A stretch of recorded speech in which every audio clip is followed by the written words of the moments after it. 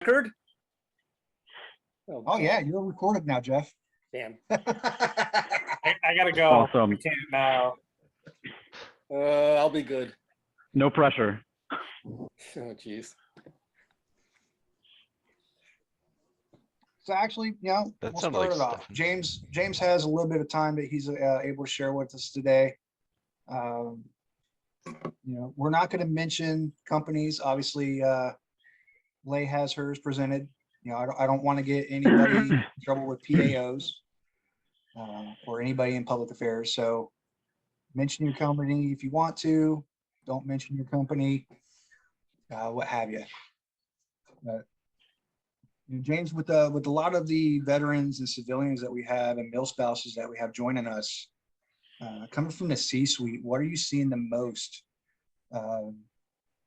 need in cyber as far as talent? So a lot of times, and Chris and I talk about this a lot, but I will say this. A lot of times we hear about the entry-level stuff. I don't need entry-level people. My team's not missing. I have zero problem filling a SOC analyst role. None. Doesn't exist. My problem is mid-tier management and upper-tier management, where I can find people who have enough leadership qualities that can lead a team and earn the chops of that team. And that's the biggest need today in security.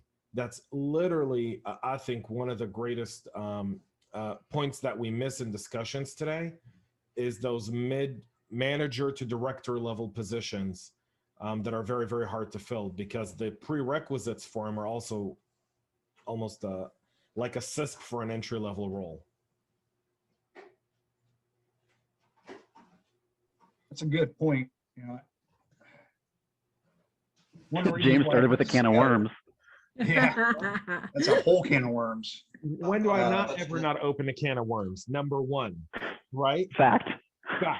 Number two, I'm gonna keep it real, because that's the only way I know how to do it. I'm not gonna sit and sugarcoat you with a bunch of stuff that is like, you can make it and all that stuff. It's not that. It's let's talk about what the real issues are, and the real issues are mid-level management. I don't necessarily need you to have keyboard experience. I need you to have leadership experience. And guess who has tons of leadership of experience at the age of 20? Everybody here. Everybody here. You know why? Because you've been put in charge of other people's lives, our nation's national security, millions of dollars worth of equipment, and somehow they want you. Somehow, some people think that that's a. I'm not sure that you have enough qualifications to be a red teamer on my team. I'm still amazed they let me in. I still wake up with imposter syndrome about every day that ends with a Y. Oh, God. Same. Right? Because it really is. There's a ton of challenges in security, but all of them are good. I will tell you one thing, and I say this beyond the job per se of what we're trying to solve or how you break in. I think the argument that a lot of times being done in interviews is people like a lot of people on this call, when you apply for a manager or a senior manager or a director role, you don't find you don't even get a call back. And I think that's the biggest problem. And I see a lot of you shaking your heads going like, yeah, I don't get the call back. And I'm going to give you a little tip, how to stand out. I've said it on the show before, and it's worked every time when people did it. Make a 60-second video. Make that your CV cover letter. Talk about your experience, show your energy, and show your creativity. It doesn't have to be something fancy. As far as I'm concerned, grab your phone like you're doing a what's a good app that we can talk about. Let's see. We can't talk like about you're Stefan TikTok. Samora making a LinkedIn video. Yeah, like you're making a LinkedIn video. Thank you, Josh. I'm so grateful you're here. Wait, you don't want to go on TikTok? No, we're not going to go on TikTok today, okay? But grab your phone and just talk to it for 60 seconds. Upload it, make it a private link, make it a public link, whatever you want. Attach it in the email or in your cover letter. And because most hiring managers will take 60 seconds to watch a video. If it's, if you start off good, the first 15 seconds is everything, but, just have good energy and be yourself. And that's how you overcome a lot of those no callbacks. I'll add on to that because videos are phenomenal. The second thing I tell people all the time is, like, I was mentoring a guy literally this week. He goes, what's the next step? And I go, what do you mean the next step? He goes, what is the next step? Like, what do you mean? Why are you asking me this? He goes, I've connected with 50 recruiters and none of them have talked to me. Have you talked to them? Have you talked to them? Well, how do I, like, what do I type to them? I don't know. Ask them a question, get them talking, like, build a relationship. You know, like, how many meetups do you go to? Whether they're virtual or in person, you know, probably more virtual right now. Oh, well, you know, I go to about one a month. How many people are you talking to those in those meetups? Well, I usually just sit back and, you know, I listen and nobody talks to me. So hold on, you're trying to go get a job. You're not actually talking with the people you connect with. And then you go to these meetups and you're not setting follow-ups. Okay, so here's what you're gonna do, guy. You're gonna quadruple the amount of meetups that you're going to. You're gonna go to one a week. And for every one meetup you go to a week, you're going to get at least 2 follow-on one-on-one discussions from every meetup. So that's 8 people that you're going to connect with a month in your local industry and your local geography. And holy moly, after a year, you just built yourself a network that you can leverage to not only get you a job, but to get somebody else a job because you were doing the work. So, like, network, and occasionally film yourself while you're running like a complete idiot. Yeah, I think Stephen, I think you took that from Goggins, right? Like, you're becoming the Goggins of cyber. That's your new nickname. You're the Goggins of cyber. Okay, so maybe. He's What's that? he's so right though. That's exactly how you do it, guys. Like, if you want like some serious hard truth right now, I have no certifications, none, not one. Have I gone to look to getting in some? Yes, I did actually. That was part of one of my New Year's resolutions for this year. Do I have it yet? No. Do I have a degree in anything cybersecurity related? Also no. Do I have any previous experience in anything cybersecurity, net admin, IT, anything related? Also no. Want to know how I did all of that? Exactly what Stephen is telling you. Exactly how that happened. Okay.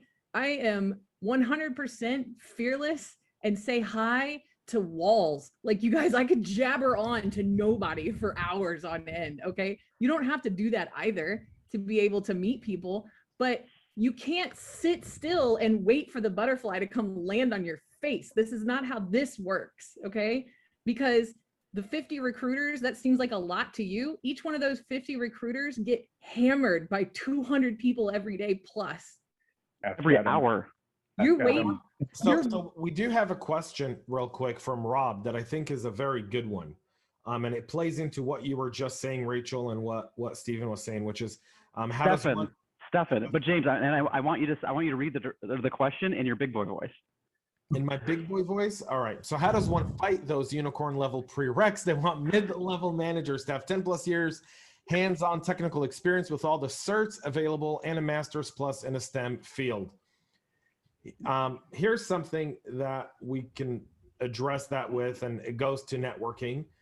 It also goes to what company's hiring, who's the hiring manager. That's a little, OSINT that you guys can do. Right? Connecting with that person on LinkedIn.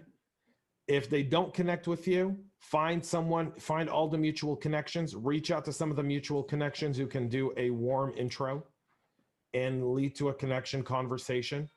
And then say, hey, I'm interested in hearing more about this position. I've seen the prerequisites, how strict are you on some of these? And I'd like to, get 15 minutes and tell you a little bit about my background and see if that's the right fit for me, or what do you recommend I do in order to become fit for this role? And that's how you win it.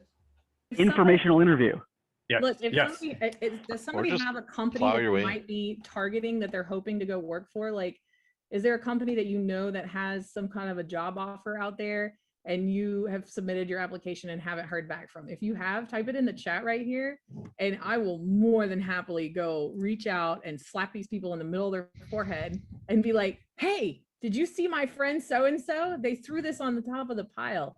Do you know how many times I've done that? And it's because I know that it's scary. it is scary to put yourself out there and be that type of vulnerable and try it out because you're afraid so badly of being rejected. But you can't be afraid of being rejected, because if you don't try, you've already given up on yourself. They don't even have the opportunity to not see you. You just chose to not see anything. Here we go. I'll sit back for a second and if you don't have the courage to reach out to the hiring manager, but you're more than comfortable reaching out to one of the peers, reach out to the peers, because more than likely that company has some sort of referral program. So reach out to a peer that's in that role, talk to them, ask them about a day in the life of the program, ask them about the company culture, make sure that it's going to be the real fit for you. And you have those types of informational interviews with the peers.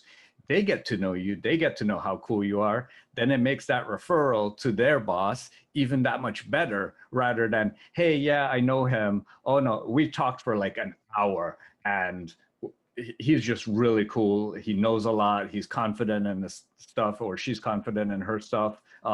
We really should have an interview with her. And that way, if you're not going directly to the manager, you can reach out to someone that you're more comfortable reaching out to.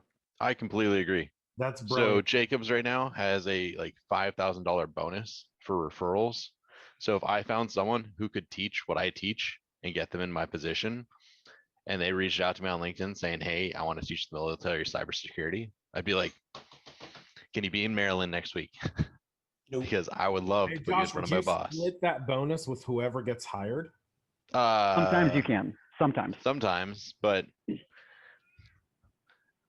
I mean, I want to get them a job. That's what I want to get more. But again, it's reaching out to people like, hey, like I get that sometimes from friends. They'll be like, hey, I'm trying to get a position with Jacobs. Do you know somebody? And often I've said no, but let me ask around. And I ask my boss, like, hey, do you know who like the recruiter is over there? Or do you know the recruiter? Because on LinkedIn, often it'll say who the recruiter is. Then I can like Jacobs email them and be like, hey, so-and-so looks like a good spot for this position. Two people, it wasn't a referral, or it wasn't a position that had a referral bonus, but I know two people who are now working for Jacobs that way. My position, my spot, right out of the military, I didn't even know the company was hiring. I And reached I can out vouch to that that's true, by the way. I reached out to a guy randomly on LinkedIn. He was an Annapolis grad. I'm an Air Force Academy grad, and he had just gotten put as the vice president in charge of cyber training. I was like, hey, congratulations. I had seen his name on some paperwork that I had done during my skill bridge. Not his name, but the company's name. I was like, hey, you guys did a good program with this. Don't know if you were attached to it, but it was really good. Don't know if you're hiring, but if you are, would love to help. And then he passed my name along, who passed my name along, and then the recruiter called me. Similarly, I'm going to start with INE in a couple weeks. I had reached out to Philip Wiley on LinkedIn, as well as Neil and Jack, the guys who are going to be my boss now. But Philip was leaving, and he sent me the link to the job posting. He's like, Josh, apply. And then he vouched for me. And even though he was leaving, that helped. That definitely helped. Josh, amazing point there on referencing something that the company just did. That helps you build rapport really quickly. If you talk about a win or something in the news that just happened with that company as you just reached out to this individual, it gives you instantly something to talk about that if you were too shy to talk about anything else, at least that gives you an icebreaker type question to ask them and to get that conversation flowing. Yeah. And there's another group of people that outside of the recruiters and people that may be at those companies that everybody in here should be connecting with, and that's incident responders. Because after every incident, company's hiring page doubles. So if you know the incident responders, they're probably recommending that a company that got hit with whatever goes through and hires more people. So if you're connected with the incident responders, you're probably going to know about a position before it even opens. Okay, so I'm gonna interject. I want everybody else to keep talking while I do this, right? Because I'm gonna screen share and just, I've asked Ua for her permission to go through this, and I'm gonna look through her LinkedIn profile, right? And then I'm going to do some OSINT on some of the companies that she mentioned above. I'm gonna start with Deloitte, and then you guys can just kind of watch through that and then listen to everybody else as they talk. And then, you know, if you need me to stop or slow down, somebody just throw something at me. I don't know. By the way, one thing that I see a lot of you who want to start with jobs where you're looking at a lot of these big companies and big positions. But one thing to keep in mind is a lot of the cybersecurity vendors have veteran programs, and they're always willing to hire at entry-level roles. Even if you do that for 6 to 12 months, it's really good experience, and it opens a ton of doors for you. A ton of them. Don't dismiss MSSPs or cyber vendors as an initial role.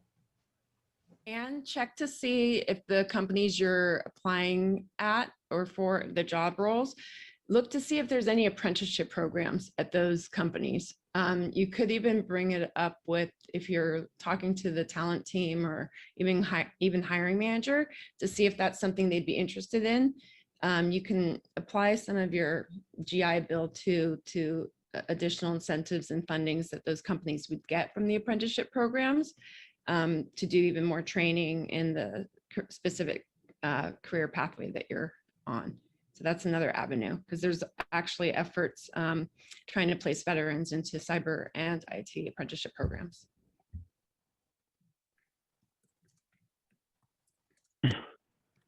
The question on the audience, so put it in chat or reactions or whatever, but one of the questions that I have for everybody here is like, let's get a good base of who we have in the audience. Is it predominantly entry level? Are we mid-careerists? Are there anybody that's looking to go into a CXO role across the board? Let's get a feel for that to make sure that we get enough of good information here while we're going, because I see one entry level. CXO. A CXO is any chief whatever officer. So chief revenue officer, chief technology officer, chief information officer, chief risk officer, chief operations officer. And no, they're not codified. They're not set in stone. There's a number of different CXOs. So the X is just a variable that says whatever, as long as they've got the C in front of their name or their title. Unless they're a chief experience officer, then they're a CXO. There are CXOs, yeah. UX, UI.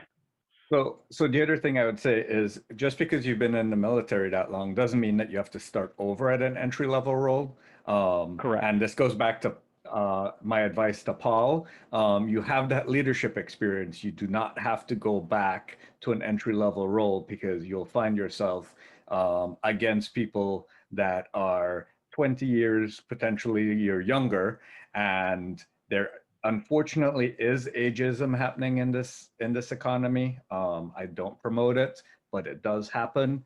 But look at lateral moves. Look at implementing the experience that you've had, how your experience relates to those mid-level roles, and don't just look at entry-level roles.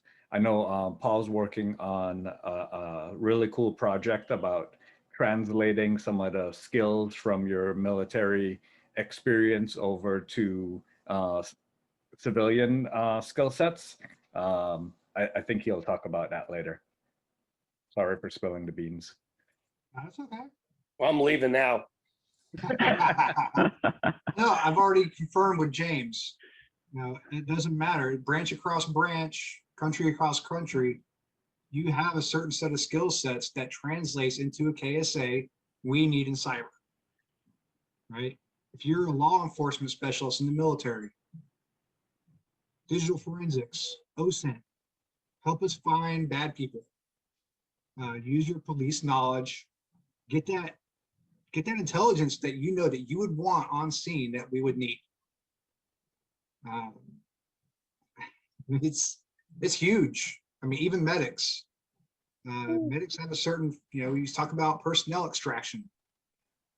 Gun bunnies, right? We have a few gun bunnies in here. For anybody that doesn't know, those are infantry type, right? Spoken like a Navy guy. Yeah, right. You have to know the I threat resemble that landscape. remark.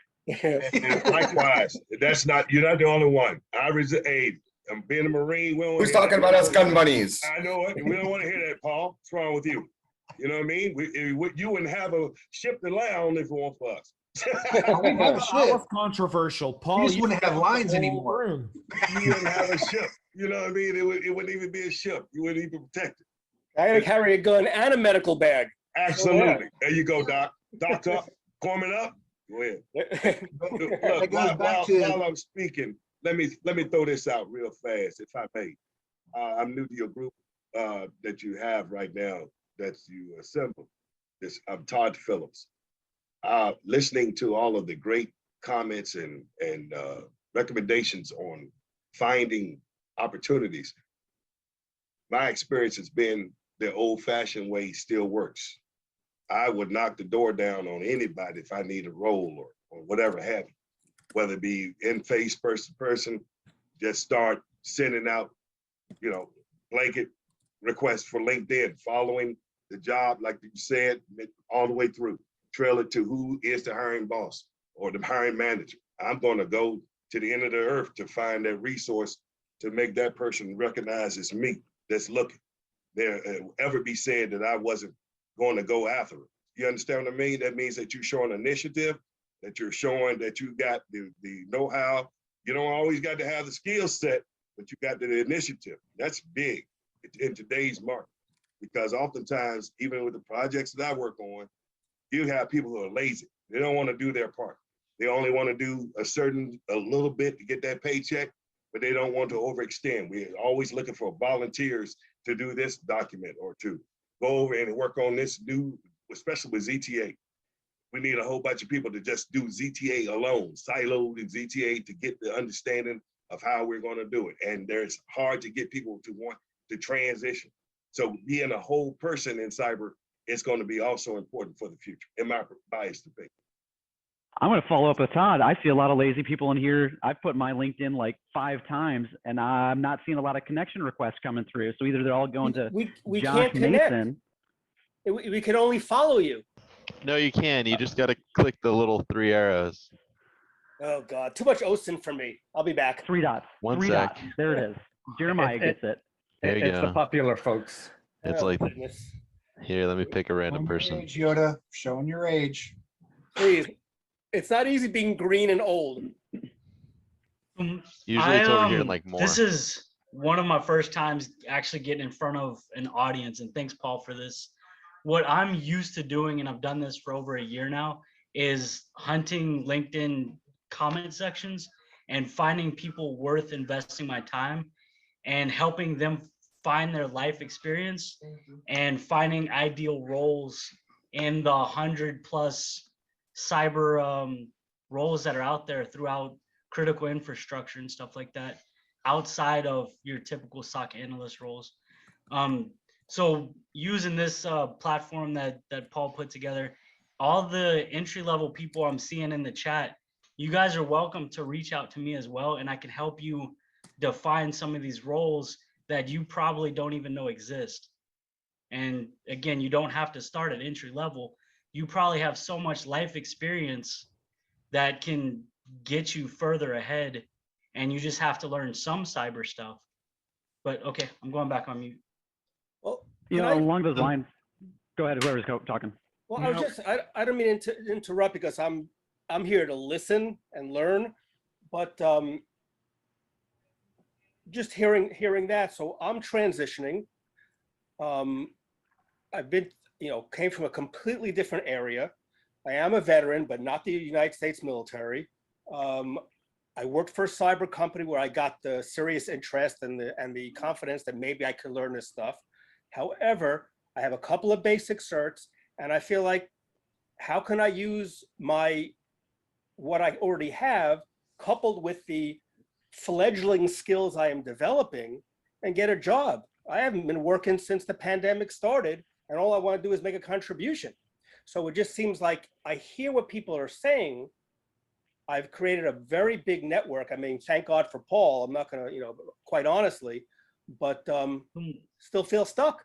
So let's Jeff, I'm gonna go ahead. I'm sorry. Go ahead. Okay. So we see a lot of the unicorn stuff postings, and James talks about this a lot.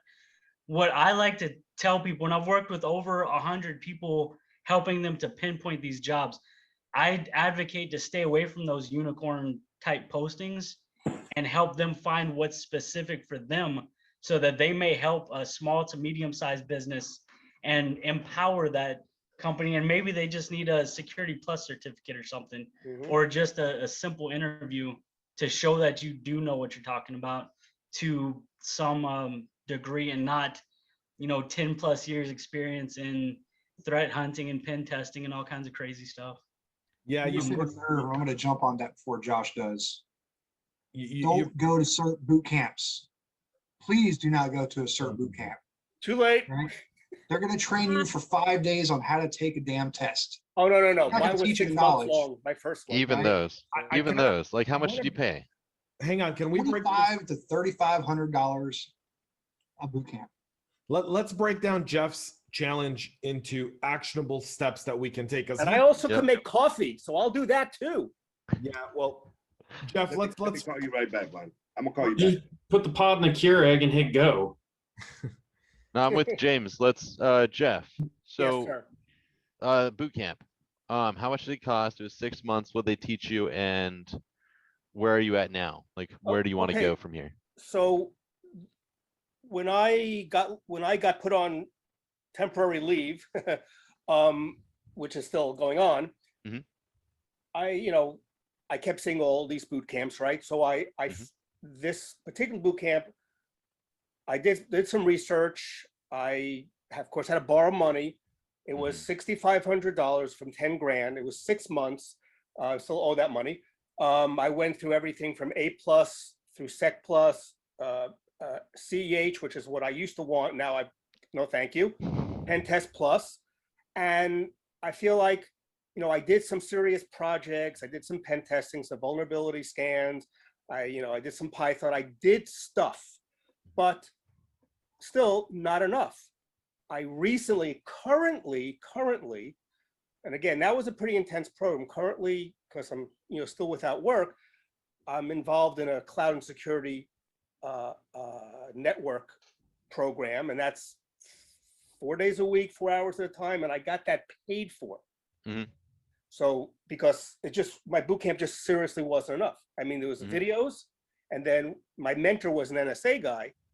So the pen testing stuff, was good, but it's just not enough. So I have A+, N+, I'm doing cloud now. I'll get my Sec+, but it's just, I could fix your shoulder and your back with my eyes closed.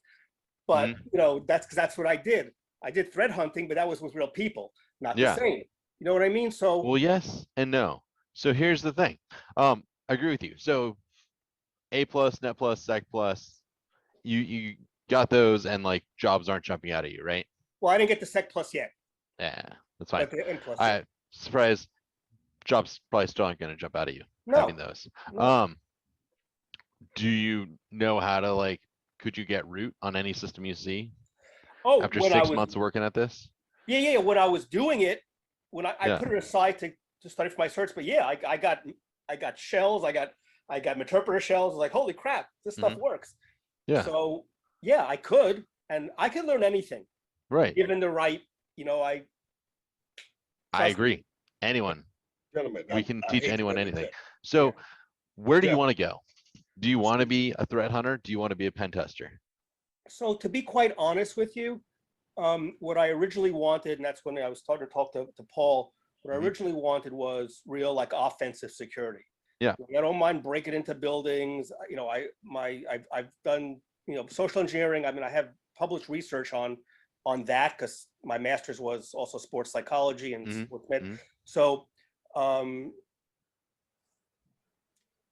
so that's what I wanted. Full on. You could do full on physical and cyber penetration testing. No, I didn't learn that.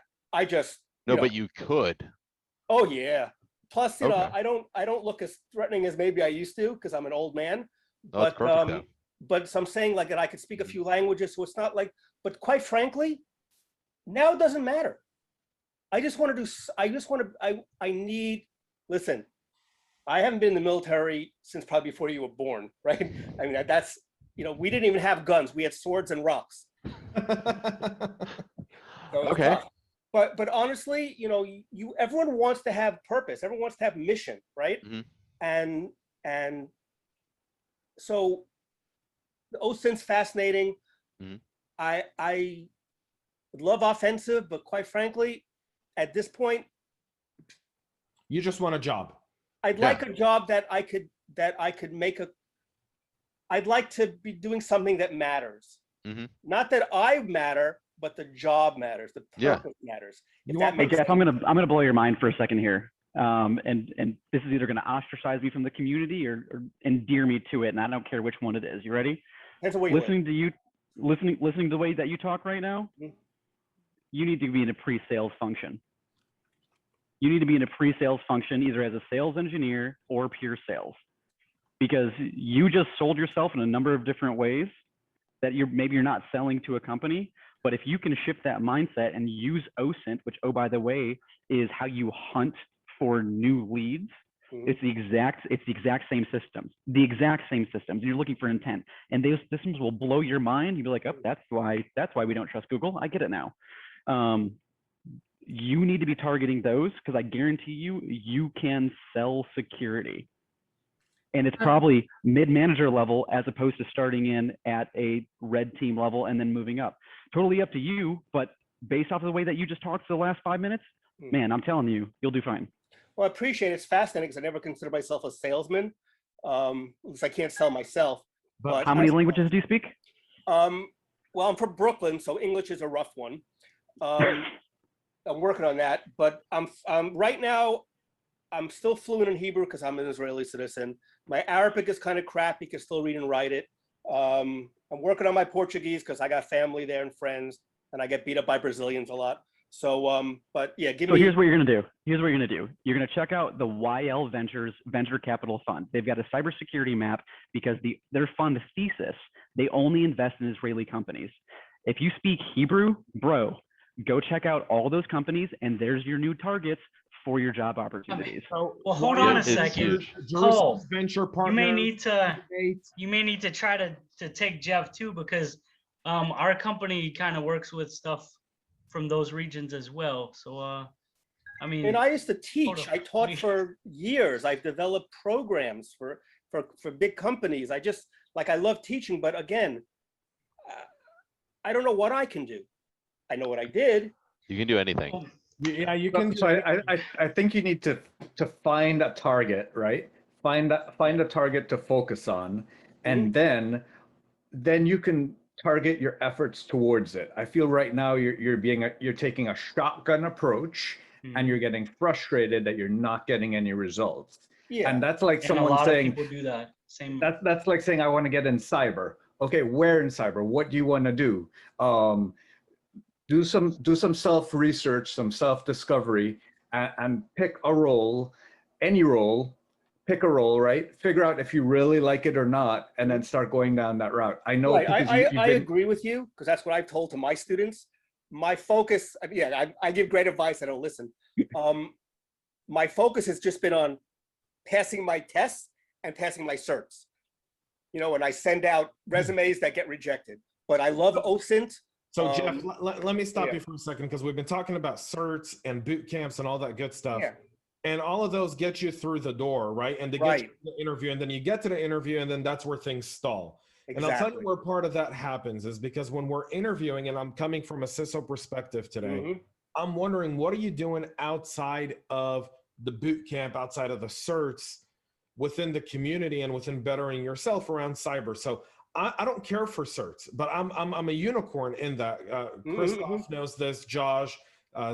You know, people know this, that Paul, they know I'm a unicorn when it comes to that kind of stuff.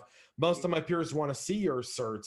I want to know what your passion is. I want to know what you're doing offline. Right. Going home, like what are you doing from security perspective? Are you volunteering? Are you part of your local OWASP chapter? Are you part of ISACA or ISC Squared? Are you part of? Do you go to B-sides? Right? Are you, you know, some of those things? Because that's where I find I have the most success in retaining people.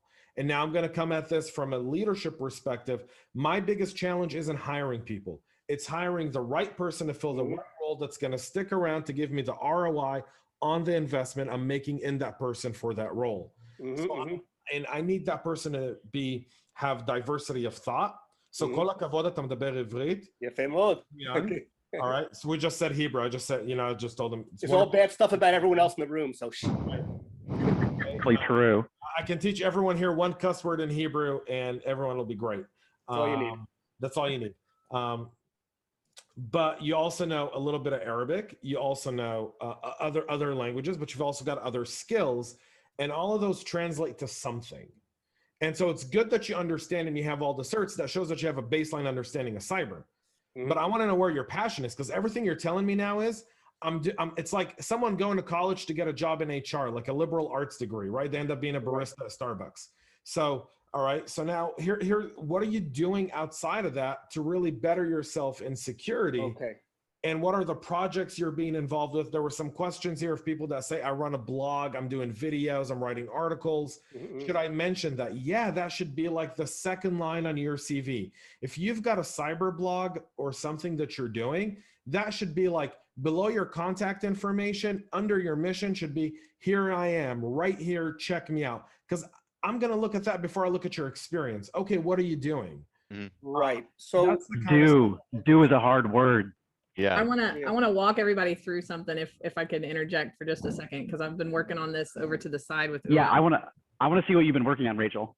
Okay, so I'm going to go back to sharing screen again. Pull that up. All right, so Ua wanted me to look through and see how to connect to some folks, and Deloitte stuck out to me, right? Because I think it was like the first one she mentioned on top of it. And then she asked if there's anything that she can do for her LinkedIn profile. Now, I'm no expert at LinkedIn profile building. There are people that do that and services that offer it, but I'm just going to show you a good way to figure some things out on your own without spending a whole bunch of money. All right. Here's hers, right? It's pretty good. It's well filled out, right? She's got a lot of experience here. Not a lot that we can go back and look at the company anyway, but she has everything filled out and listed. Okay. She's also active. Not as active as I would like to see for somebody that's trying to get out there. And really what I'm talking about is whenever you are trying to get yourself really visible on LinkedIn, you want to post once a day, at least. All right. And I'm not talking about just sharing content from somebody else and not saying anything. Like, you can't just share content from someone else. Okay. But she's got a couple they can share my podcast stuff any day. There you go. Share James's podcast stuff. Thanks, James. Or the Breaking into Cybersecurity podcast. She is doing well because she's tagging other folks, which is great. But what would be even better is, I love this, to help us prep for the next event, right? But let's expand on that, maybe 3 or 4 sentences more. There's a click test that happens. Like if you go back to, let's go look at some of mine here. Like see all activity, go to posts. And this one I was talking to somebody before we all jumped in here. I was like, this one went stupid crazy. It was like last week. Hang on, let me go down. Oh, I remember that one. Where was it? It was I made a huge mistake. I was complaining about Google, okay? Yeah. Not giving me good people. This thing got this many views. What is this? This is nuts. I have no idea why. So then, anyway, if you click on it, I did tag a lot of people. This is the first time I've ever tagged this many people in a post, because I hate tag spams and I feel like that's them. But anyway, it works though. It did. It worked. Okay. Watch this. 198 comments of other people. I think James is in here like 3 or 4 times, of people to follow. I know Renee's in here and Chris is in here. There's Chris, right? You see how this is? Yeah, like everybody. And these are actually legit good people to follow, by the way, just so you know. They're amazing.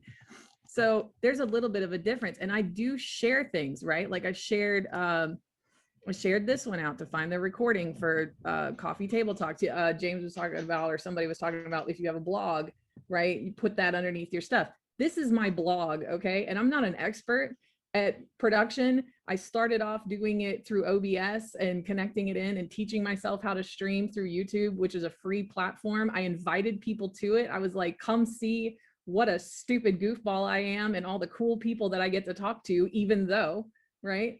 And that didn't cost anything. It cost nothing except for my time. And I'm just not afraid to fall on my face in front of other people. Is really the trick for it.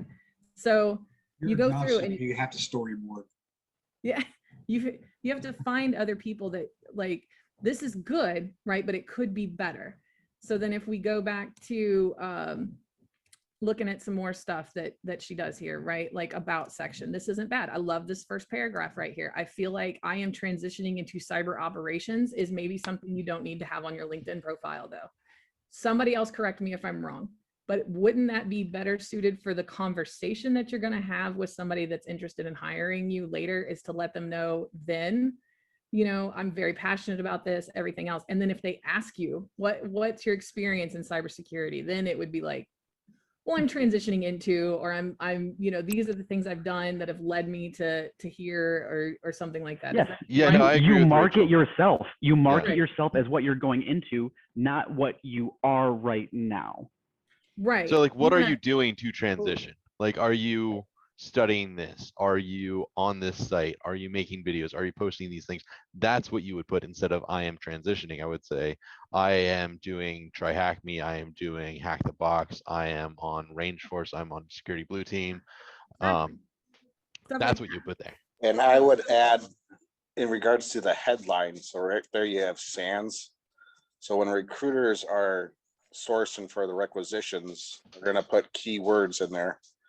And your profile will most likely, you know, you're not enticing someone to click on your profile to learn more. So that top section, your profile picture, the banner, the headline, and the location is the piece that's going to intrigue someone to keep scrolling down and learning more about you. right. The banner's not helping. It's not like there's nothing wrong with it. It's just not helping. Right. Now, It needs to be probably more find Facebook. cybersecurity related, right? Like So, it's, yeah. I like motorcycles too. I Sure. really do. I get it. That's awesome. And it's a great way. I get the forethought about it where you're like, well, you know, I want to demonstrate my personality. Well, we get that. Yeah. But we want them to be interested enough to talk with you and for your personality to come out then. I would put something here that's, you know, an inspiring landscape. That's fine. If you don't want to stick to something that's cybersecurity related, but you know, dress for the job you want, not the job you have, right? That's the same But thing. yeah, that it marries up to your profile picture. So whatever your industry is, that's your attire for your profile picture. Or go And to then Canva the for banner free. is also link up and sync up to your industry. Right. Whatever is inspiring to you, you put that in your banner right there. Yeah. And it's a second chance to throw up like whatever it is that you are. Put that across the top so that when they go to your profile, it says like D for expert. Yeah. I mean, and like underneath your title, ooh, I would suggest that, I mean, for anybody that's looking just for cybersecurity, passionate about cybersecurity, there's a good one. Or you're a data junkie, put data junkie, right? Like that's fun, but still gets you into every place you want to be. So if you have a couple of companies that you're targeting and positions you want to go to, like for UA, it was Deloitte, right? You can go over here and click on these over 250,000 employees, go to the top, go to all filters, right? The sidebar comes up, scroll all the way down, title, data analytic, wow, dyslexia, data analytics, right? Show results. Here we go. There are 650 people that we can emulate or find out how they got that job, or figure out why their LinkedIn profile looks different than ours and how they did that. So let's go with I don't know, senior data analytics specialist. That looks good. Let's go check out Deepa. In God we trust, others must bring the data. And Rachel, when you're sourcing through these people, look at their skills section and endorsements. Yep. Max out the 50 skills on your profile. Yep. That's again how recruiters are going to be able to pull up your profile. So if you only have 3 skills in your profile, you're most likely not getting the results you're getting. You got to max out that. That's what it's there for. You know, you could also do on job postings, if you have the LinkedIn Premium, look at the insight and you can see what the top skills are for those job postings. And if you have those skills, go back to your profile and add that. That's going to help with recruiters finding you. Hey, can we get another Ask us let's all get another to know volunteer. Yeah. Let's get another volunteer to submit their LinkedIn, and then like you've got Adam, who's, if I remember correctly, you're still out recruiting right now, Adam, right? Yeah, and I completed the Certified Digital Network Professional certification, so that's what they go through during that course. Excellent. Yeah, so you've got Adam. I built and sold a recruiting company. There's other people here. There's hiring managers. Let's there we go. Kevin just volunteered. Let's go with Kevin, and let's shred your profile, man. We're gonna give you good, honest feedback.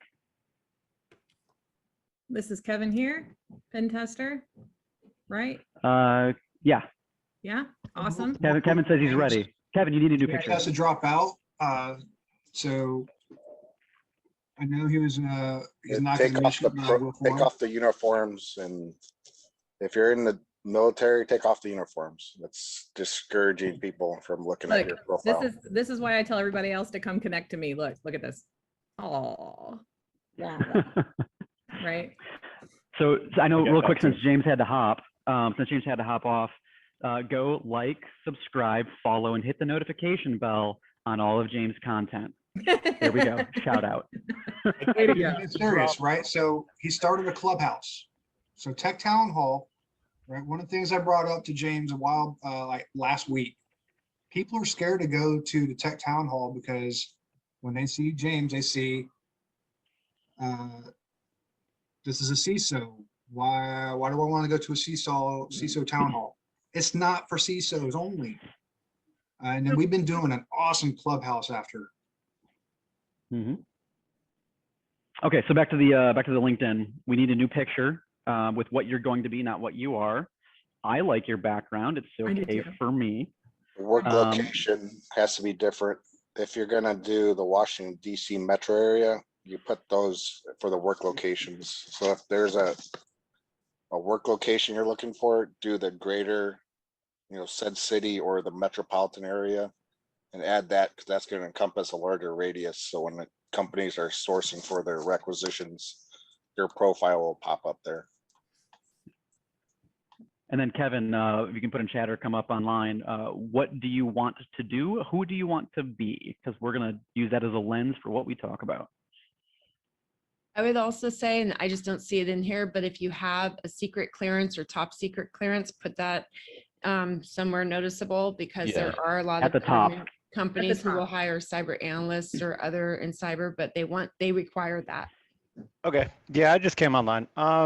I had this secret clearance up there before. I took it off because I remember I was watching the Neil stream where they did the hack of the LinkedIn page, and he was kind of saying it doesn't matter if it's up there or not, because if you're in the military, they're going to expect for you to have one. So I kind of just took that off to save space.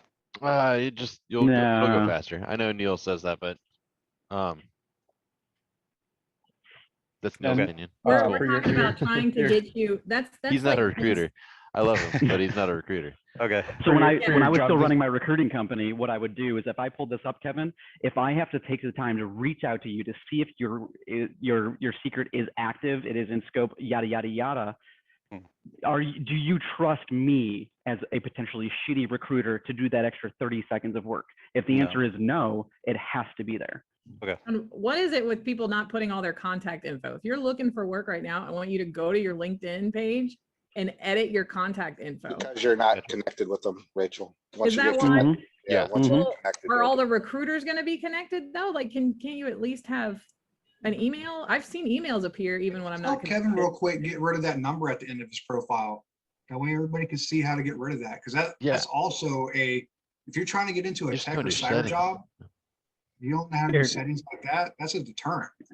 Kevin, do you want to pull up yours? Do you have the capacity to pull yours up and we can just make you make changes as we talk? Yeah, You're I'm in there right now. It's hundreds of thousands of dollars Share of your screen, bro. free consulting right now, by the way. I'm in there right now. Is it? I do this all day long for free. I should be charging? Damn it. So I just I get that a you lot. can, but here's the deal. Here's the deal. And I tell people, like, I will give them one, like, I'll give them a 2-minute look, right? Because after that, how much of my time is it worth? And is that taking away from the things that will bring me money and put food on the table? And if you're doing that for them and you make them pay, it can detract from your presence and who you are. And it's a completely different business line. I chose not to do that originally, and it could have been fine, but I don't like making the people that I try to help pay for that help. I like making other companies pay for it. So that was my business model. Yeah, and I think a few have said it today already, but even in your objective statement or whatever the upfront statement is in your resume, same on LinkedIn, but be super, super clear on what you want. I can't emphasize that enough. I've had people be too wishy-washy and I'm like, it's not going to help. It's going to bury you. Not to mention in the job descriptions for any of your current or past roles, describe what you do in the light of the job you want to get so that they could see how you have related experience. Like the last thing I want to see is like someone that was in help desk for their whole life wanting to become an engineer, and they don't show anything engineer related. They just talk about how many tickets they closed. Yeah, adapt to the job, to the company. I mean, I'll just mention it. Like, AWS, look them up. They have a veteran program, veteran apprenticeship program, but specifically them, they have leadership principles. So if you do ever apply, make sure you go through those leadership principles and weave those into your resume and LinkedIn. Disagree and commit. Kamaria, you have a question, and then Atmanand after that. You are You're on muted. mute. You're muted, my dear. Yes, and I made my screen. Okay, there we go. My question was, with LinkedIn, you're stating making the posts and whatnot. So a lot of what I've done is whenever I get a cert or when I'm about to start studying for it, I post things up like that to try to get that activity on my LinkedIn. Is that something that That's a good start. But like, what recommended? about, what are you studying right now? Right did you now study I am today? getting my NIST CSF. Perfect. And Awesome. What did you my, most recently learn about in that? we were just talking about the 5 functions and the subcats of those functions. It's Awesome. one of them right Could now. you put together like 400 words about that, or 400 characters about that? Yes, if I could, if you gave me like more than a minute to do it. Yeah, but yeah. yes, good. No, then Do go that post every about that day. today. Yeah, Okay. no, yeah, just something to work Just on, that. definitely. Every day. Be like, One Josh post a Mason day. told me I should make a post, and Okay. Tag him. Stefan, tag both of us, and then put that. I don't know, tag anyone else here. Yeah, you Um, can Just make Josh and you Mason can- take notes for me, and then I take pictures of the notes that he wrote, and then I post those. Okay. Good. Okay. And then I did want to piggyback with, I really know that my name can be messed up and I hate messing up other people's names. Is it Iwa? The lady that you were helping with her LinkedIn prior? Actually, my name is pronounced Eva. It's Eva? Polish. Okay. Yeah. Okay, Eva. Yes. I posted a link because I know there were some companies that you were looking at, like IBM and Deloitte. There was a webinar that I was on, and there, if you look at the recording, all the people that you can connect with drop their LinkedIn. So those companies, they talk to you, and then they'll drop their LinkedIn, and then you already have like a straight shot to the person who will be the one that you're going to be talking to automatically. So I just wanted to share that with other people because it was a really, really good webinar. Everybody that joins any kind of anything like that, virtual, whatever it is, if you see that there are listed, like the list of names here in this one, it doesn't matter if somebody else is on the same journey that you're on, go connect to them too. Like I expect every one of you to go connect to the other one, like type it in, go find them, because they could get into a position later where they can help you up, or you are in one before them and you can help them up, right? Or that's the networking piece of it, is to have the conversations, but don't just join a webinar, say nothing the entire webinar, and then don't connect to anybody that was in that webinar with you. You already have something to talk to them about the webinar.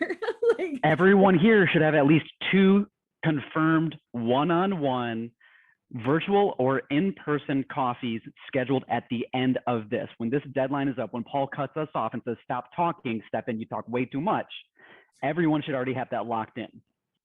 So start getting in the comments and talking. Yeah. Atmanand.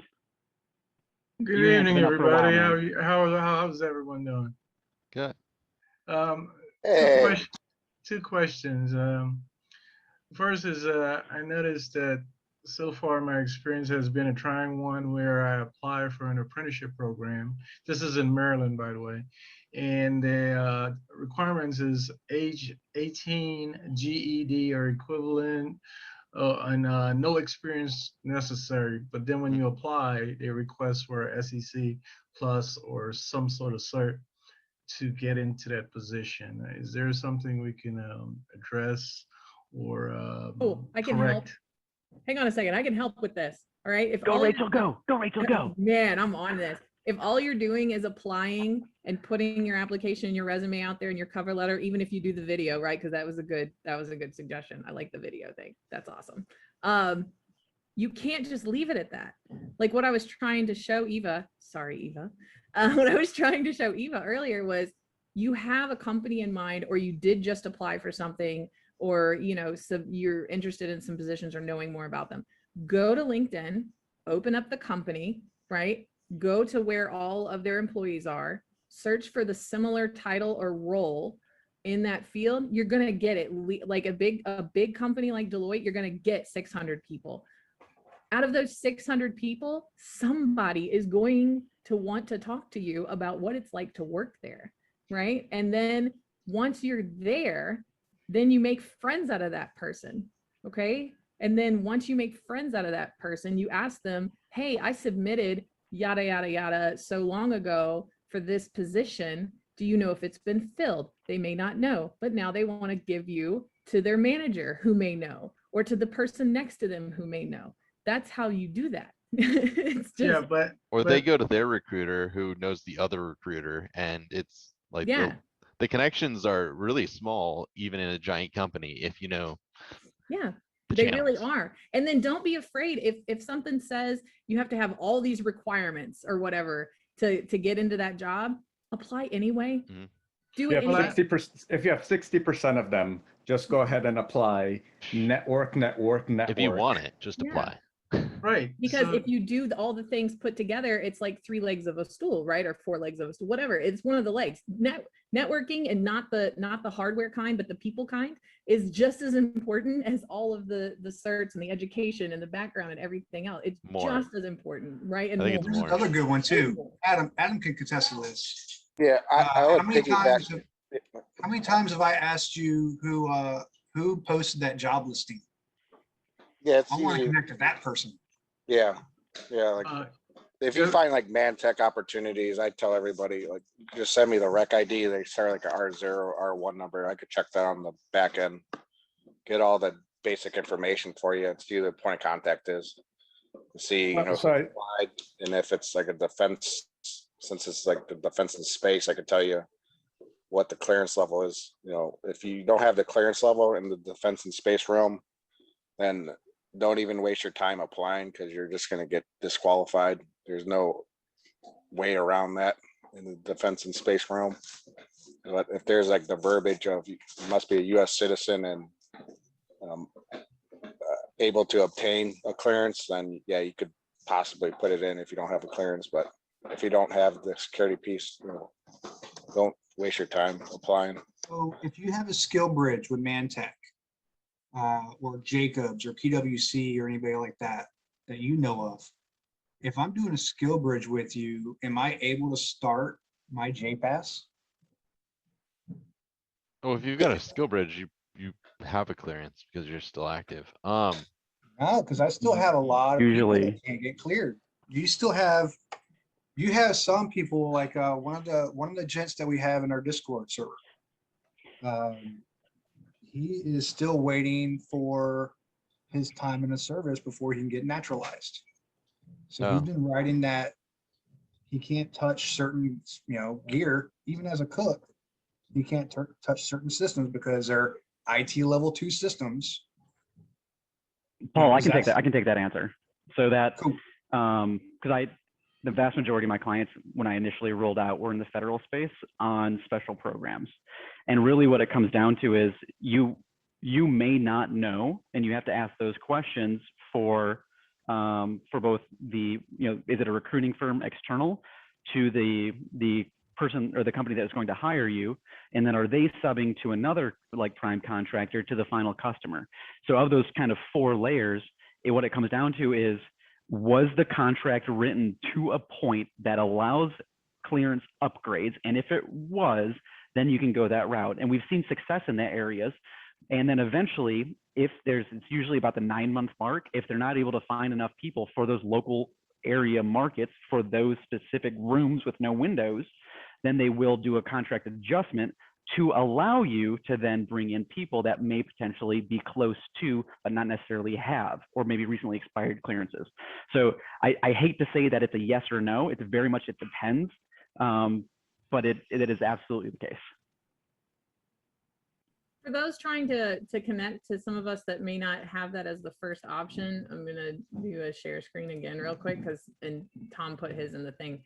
Right here, normally where you would see the connect button, if it just says follow, go over here to where on our profiles it says more, and this drop down menu, like the second from the bottom, usually is the connect. It's hiding in that side.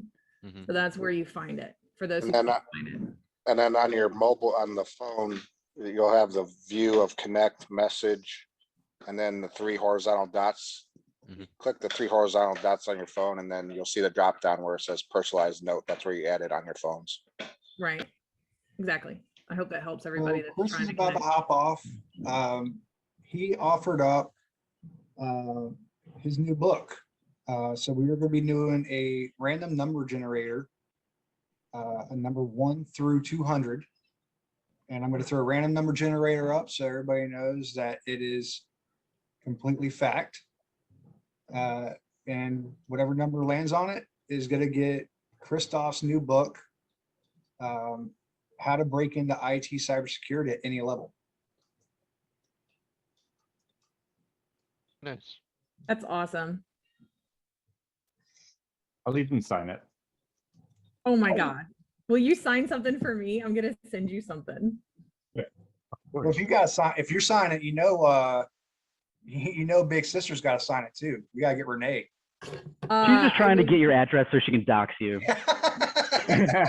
has it already. I'm gonna tell you right now, the best way to get anybody in cybersecurity to give up their personal home address is to offer stickers. Okay, everybody knows that.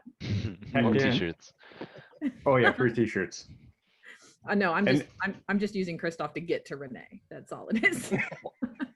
I will, yeah, anyway. Yes, so when Paul picks the winner, send Paul the information and I'll make sure I get it all shipped out. Love you all. Bye. Later, Christoph. So since we've got a kind of a lull here real quick, let me talk about the importance No, we're of not. networking. It's not. We don't have to roll. It's a few people had deadlines they had to meet. James was actually calling us in between meetings. Christoph as well. So we can go as long as we're active. I mean, there's so much good knowledge being passed around that it's amazing.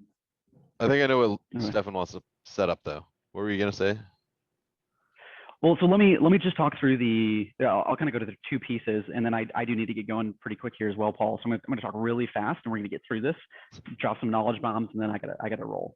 Okay, so the first thing, when we say networking is super important, you may also want to go through and read a bit of a sales book, because effectively what you're doing in this position is trying to sell yourself into that job.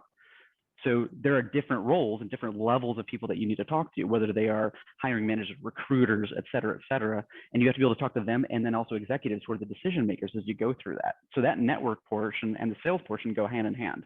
So when I was launching my company, the first 17, not the first 1, 2, 3, 4, 5, the first 17 clients that I had that signed on a paper that said, you're going to give me $20,000, $30,000 potentially for every person that I bring you that lands, every one of those came out of my network that I built.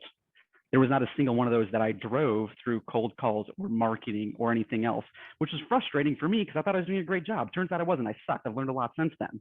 But that networking piece for 17 of tens of thousands of dollars for every one of those, every one of them came out of my network. And then switching back to breaking and security, because I haven't read it yet, but I think Christoph does cover this because it's at any level, any position. One of the things, and I mentored 180 people last year. I'm on pace right now to be about 250 this year. So I literally have these conversations, 5 times a week. What is it you want to do and why? Do you want to get into cybersecurity because it's fun, it's interesting, and it pays well? Cool, great. So that's why security, but who are you and what do you do? So I always recommend Myers-Briggs. Go do a free one, 16personalities.com. What actually is your personality? Read through it. Oh, shoot, I really should be a deeper person because I really like the mysteries and solving these things. Okay, great. Turns out I'm an extrovert. I didn't realize that as an extrovert. Sales is great. Maybe it is, you are a phenomenal engineer and you can talk to people 30% of the day, then you should be in sales engineering instead of engineering, and that will actually make you feel better at the end of the day. And if we can figure those things out 5 years ahead of a career change, literally 5 years, you can potentially be working in a position that brings you joy instead of just bringing you in a check and some money. So like Myers-Briggs, StrengthsFinder 2.0 is a great one. And then along with that, as you're starting to know yourself, I always recommend go get a book of like technical interview questions, and then also social interview questions. The social interview questions piece, like what are some, tell me about a time you overcame adversity. Tell me about a time you had conflict with your boss. Tell me about a time you were redesigning a system and the organizational friction prevented you from deploying it. I can guarantee you as you go through the hundreds of those, there will be 6 to 8 stories that make you you, and getting to understand your stories from any perspective, any one of those questions will allow you to then have the social piece of the interview, and you'll crush it. You'll just simply crush it because now you know yourself better. You targeted a better position. You know yourself better. You learned a little bit of sales, and now you're going to land your dream job. And you didn't even realize that one of these dream jobs was potentially even on the docket for you in the first place. Like, just look at Josh Mason. He can't do anything, and he got a great job. Love you, bro. I love you. Fly safe. Hey, y'all. Have a great one. Connect with me. I'll talk to you later. Later, boss. Lenore, All right. what you got for us, brother?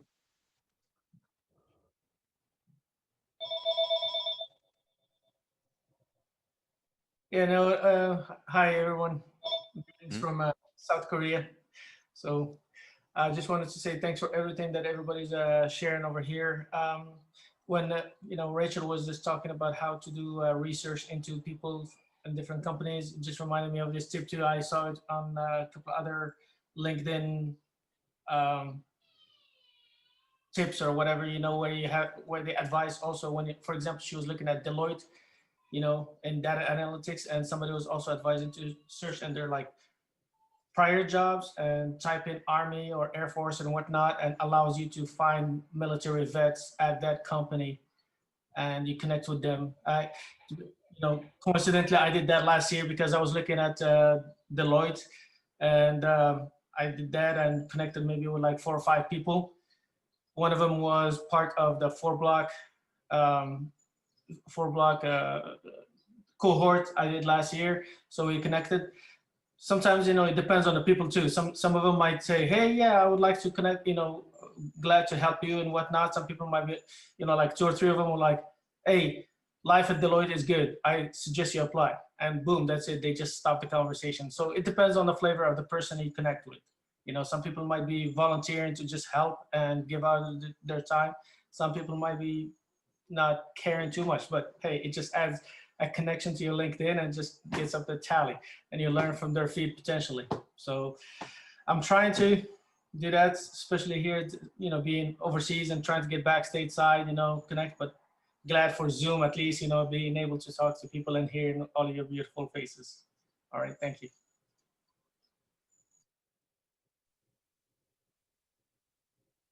Thank you. That was awesome. I've got a fancy YouTube channel too. Bye, Josh. Josh Mason has to go. Sorry about that. Everybody got real quiet. What happened? You guys had so much energy a second ago. I'll definitely be back. Yes, everybody's got a lot of stuff going on. We understand that. That's why I'm recording it. Obviously a lot of participants couldn't join, in a day meetings, what have you, right? Life does happen, and it's going to happen whether you're hunting for a job, you're in a job, or you're trying to pivot to a new job. This is all great stuff. 4Block, I can't talk anything bad about 4Block. I got quiet because people started blowing up my LinkedIn, but I'm gonna take a moment. I'm sorry. Are you good, Joe? Imposter syndrome and stuff like that is a real thing, and it's affected a lot of people apparently. And before a year ago, I didn't even know it was a thing. That was such a big deal beyond affecting me myself. I grew up in cyber. I was in IT as cybersecurity. I was doing this before cyber was the word for this, all this stuff. So I every day still feel like everybody knows more than me. Like I shouldn't even be doing this kind of stuff. And as I'm here, I see people trying to get in and stuff like that, and I'm trying to advise them. And it's life experience is something that you can't get from boot camps and stuff like that. And there's so many people, even in here, that once you really start to see who you are and what you can offer, that's where you can realize that you're not an imposter, you're you.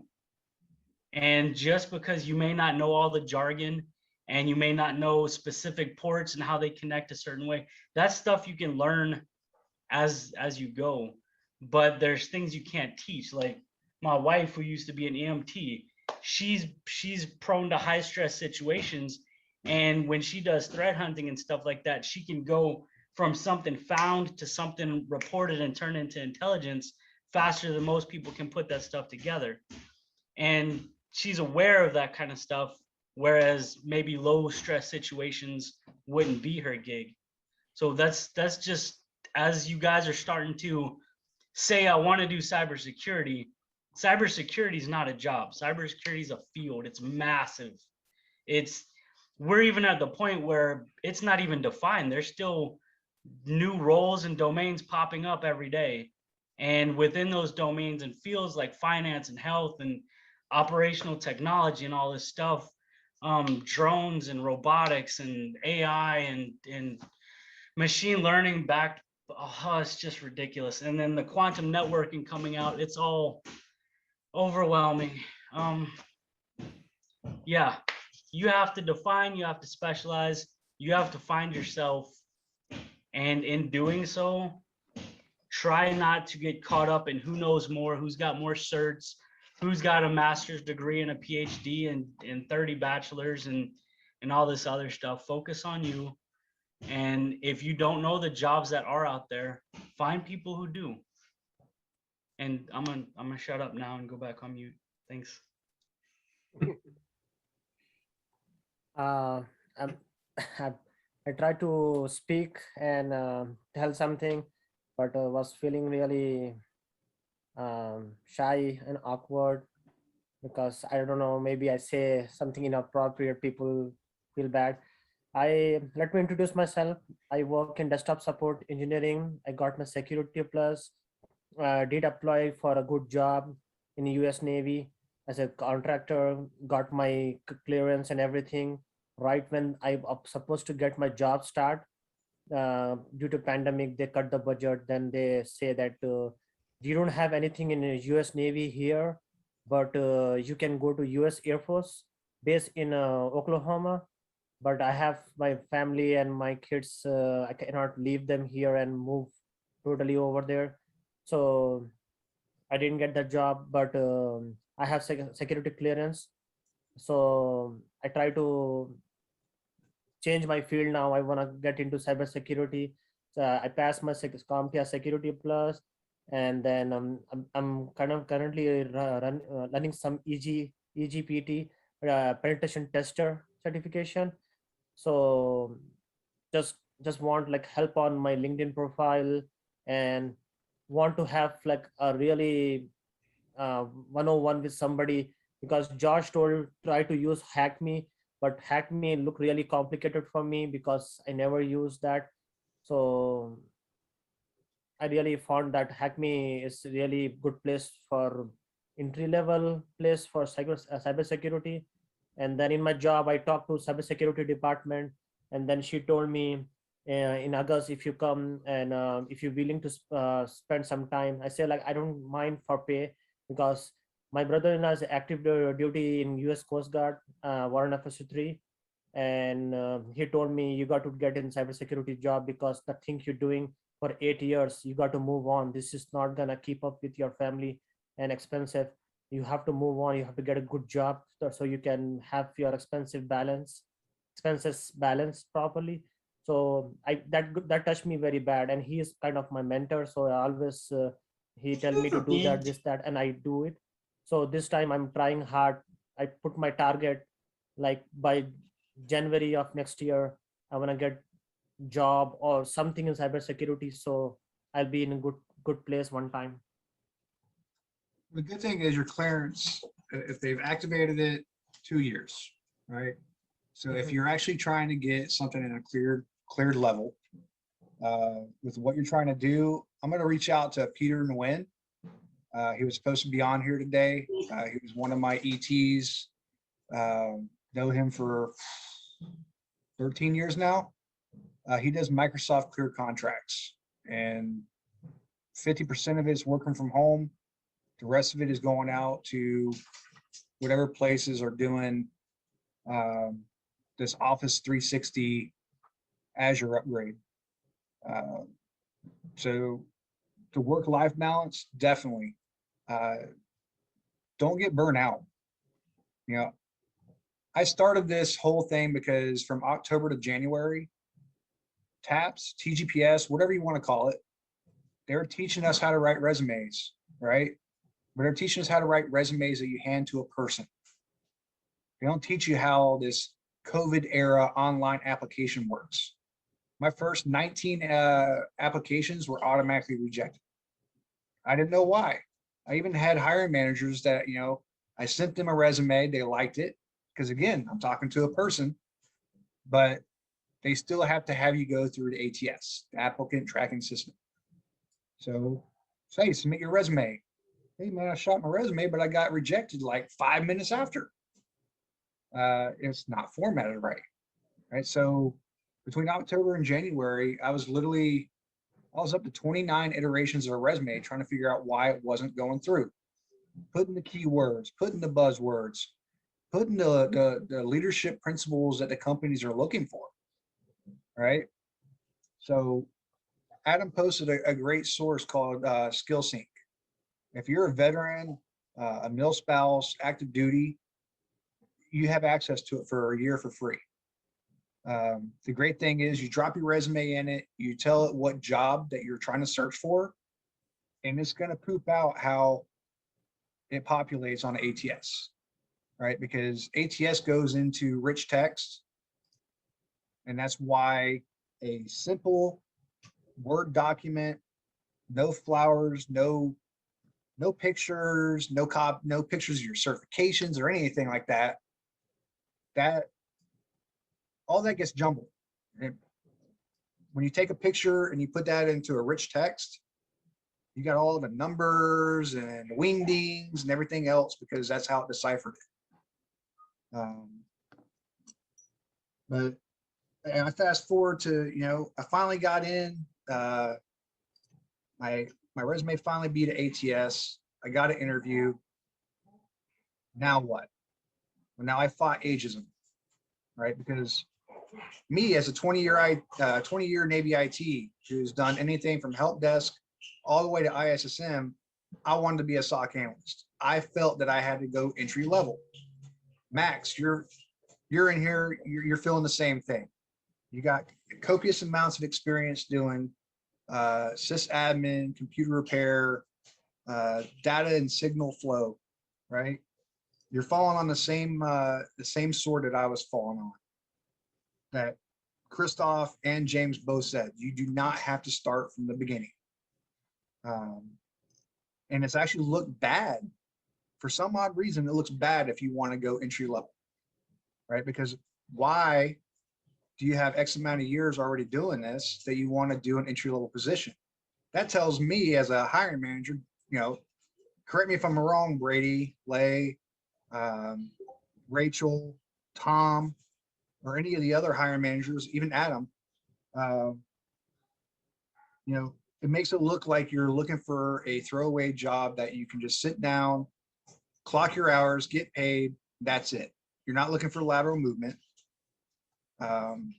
So, I mean, it's one of those hard things that everybody in here is going to have as part of an imposter syndrome, because every 3 years we transfer, we go and do a different job.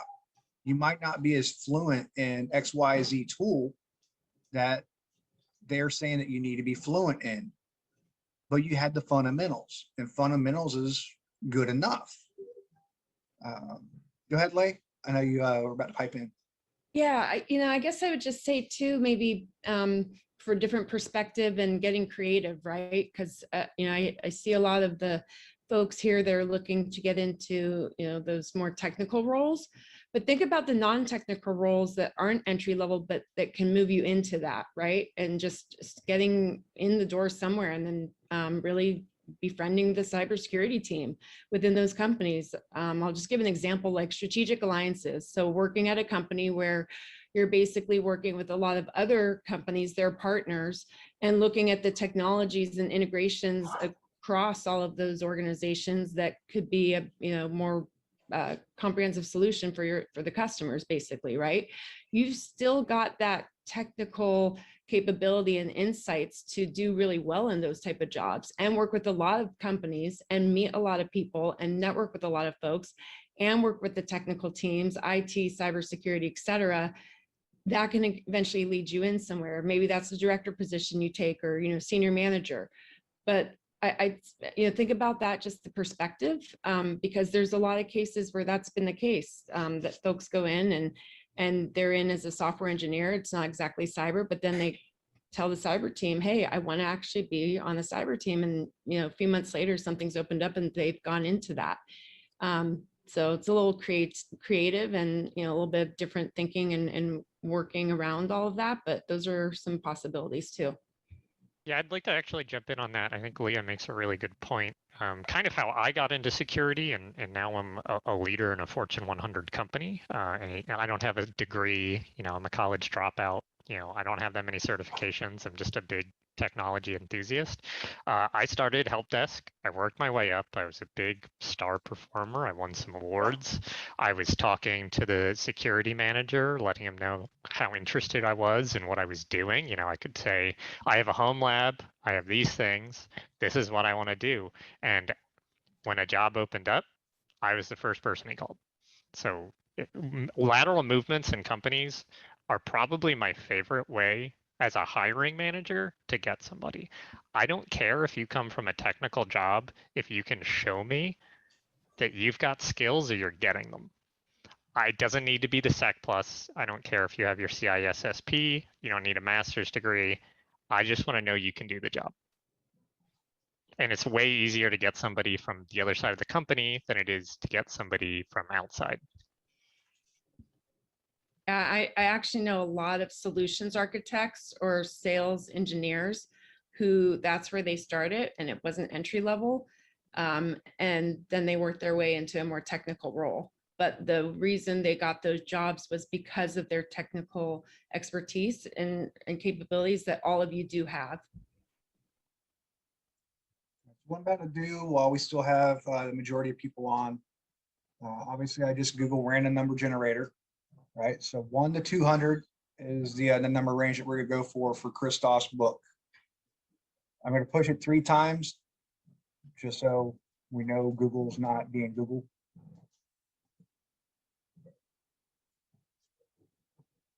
Number 7. Who's got number 7?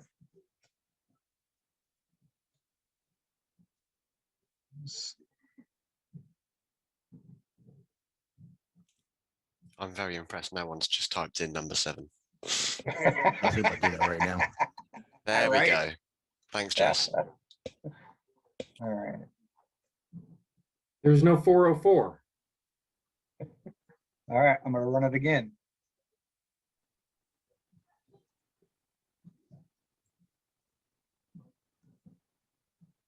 $108. Someone's got a 108. Oh, I've seen it.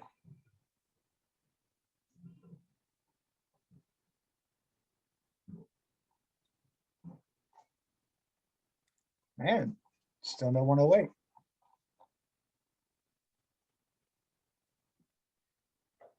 $128. Yeah, if I can speak up a little bit there. So I just joined this little thing late. I've known Paul for a couple of years now, and I want to say, hey, thanks, Paul, for everything you do, man. Really appreciate it, dude. So a little about me. I retired from the Navy about 1.5 years ago or so, and I've been working at Lockheed as an SO. I don't think I have all the knowledge either. There's some things I do, a lot of administrative crap I do. I don't really care for too much, but there's some pretty cool stuff. The imposter syndrome, yep, fully get it.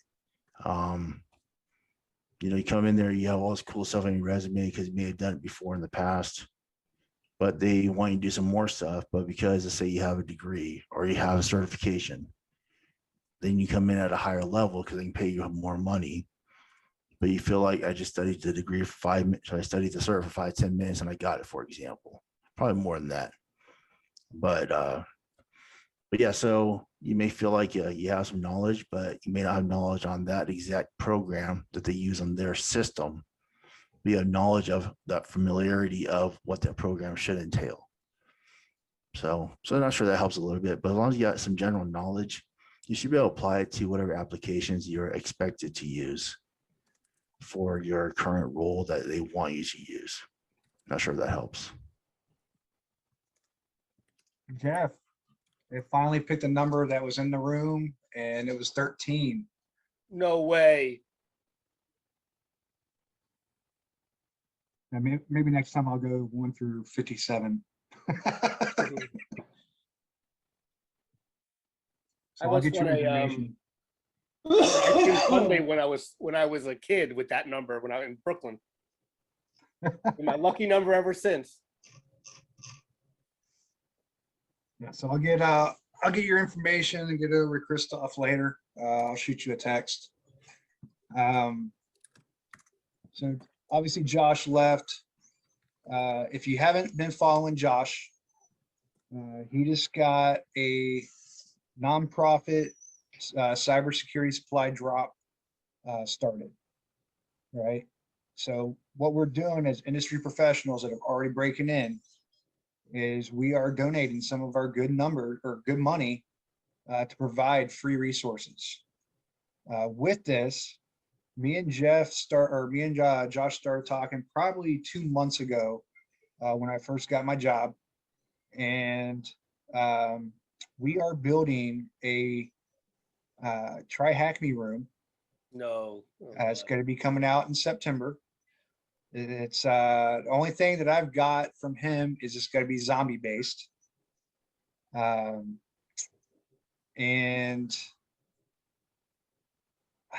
I don't want to, I mean, it's almost time, but what I offered up is a 1-year subscription to INE.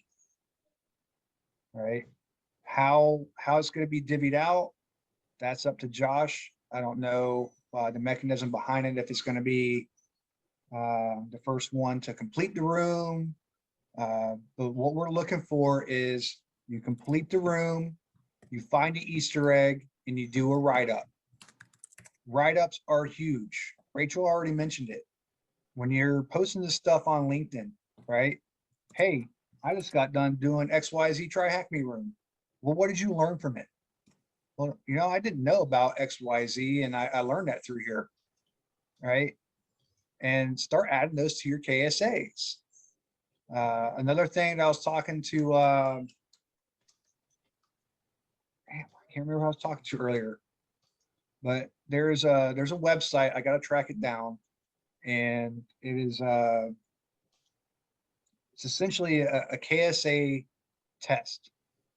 Oh, it was Ellie. Ellie, are you still in here? Nope, she dropped out. All right, so there's a website. I know for the military, we can go to Purdue's apprenticeship website and we can take a 2-hour test.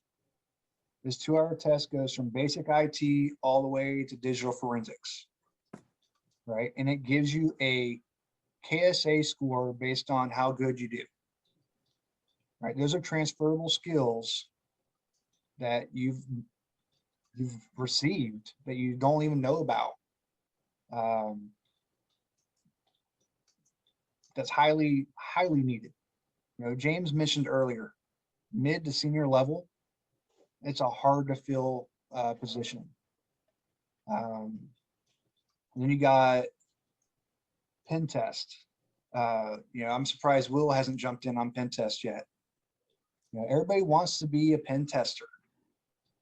Everybody does. And then they figure out what a pen tester does, and it's not pen testing anymore. It's just glorified vulnerability testing. Whoa, whoa, whoa, whoa. Now hang on. I'm not talking about what you do. I'm talking about how for a long companies are doing time. it now. I was gonna say, don't And hate most the player, hate companies the now game. will send you out to do a Nessus scan, and now that's what they're going to call their pen test, right? But companies like Will's that he's co-founded, where you know he gets authorization to really have shenanigan time. Those are the real pen test companies.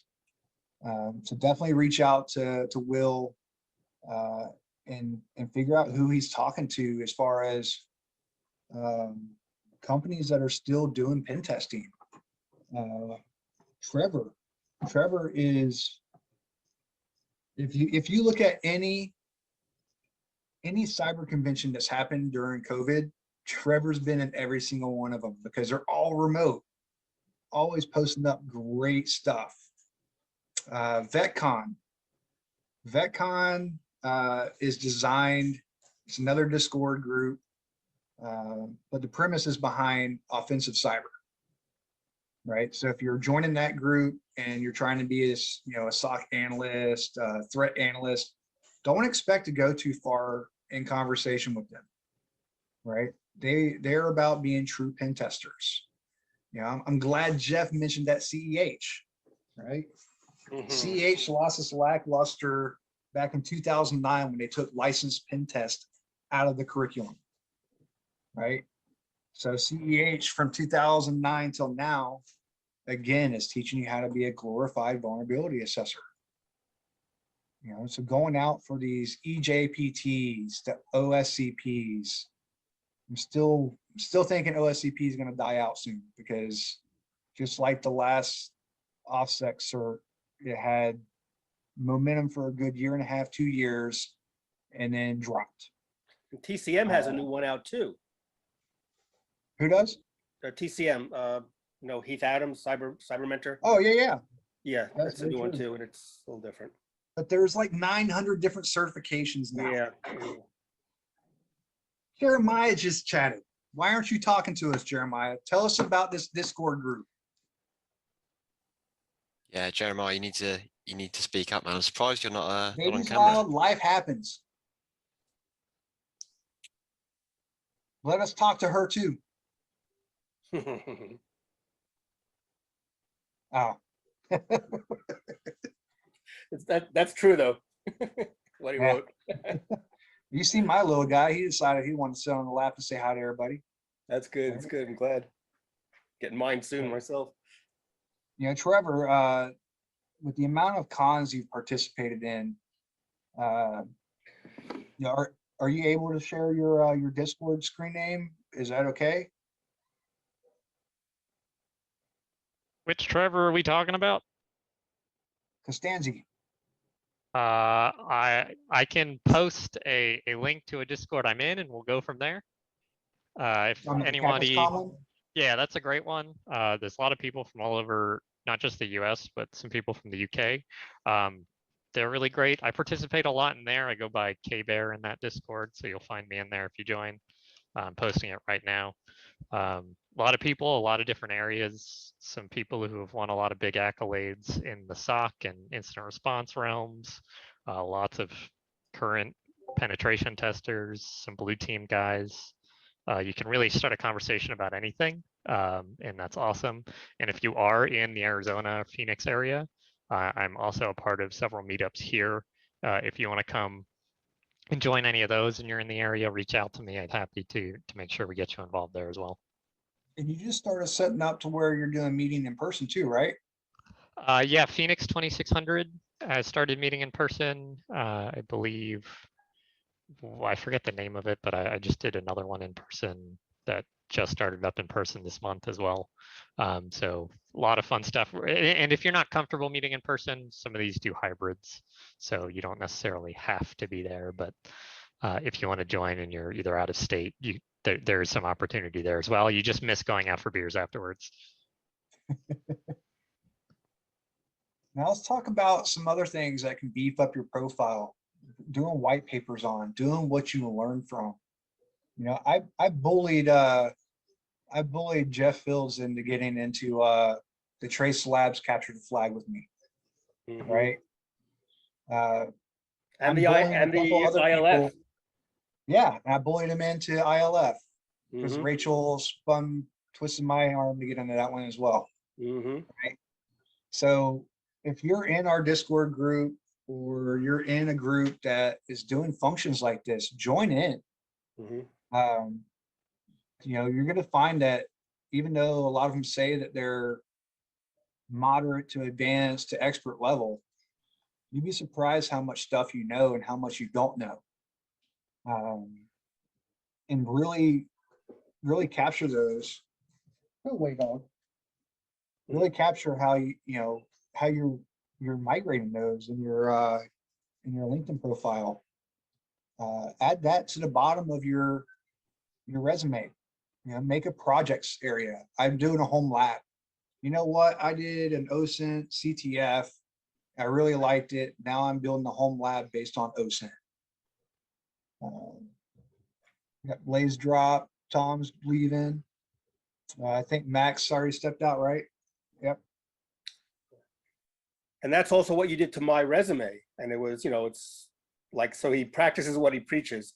But yeah, it's true. Yeah, I mean, everybody in here that is already crossed over into civilian life, or I'm not going to say civilian life again, because this isn't built just for veterans, right? I have people in here that are civilian. You know, reach out to these professionals and get resume help. I have no issue with providing you with the resume that I know is tried and true, that passed through 39 ATS systems before I got picked up. For me, it was my interview skills. My interview skills, I get so wrapped up in my head. You know, Rachel mentioned earlier, right? ADHD. Man, if you're in cyber and you don't have ADHD, you are a unicorn. Because if you can't jump down a rabbit hole, or you're scared to jump down a rabbit hole, man, the SOC is going to be very fast paced. But there's so many CTFs out there that you can get your fundamental knowledge on. So, you know, examples, Splunk has another Splunk Boss coming out.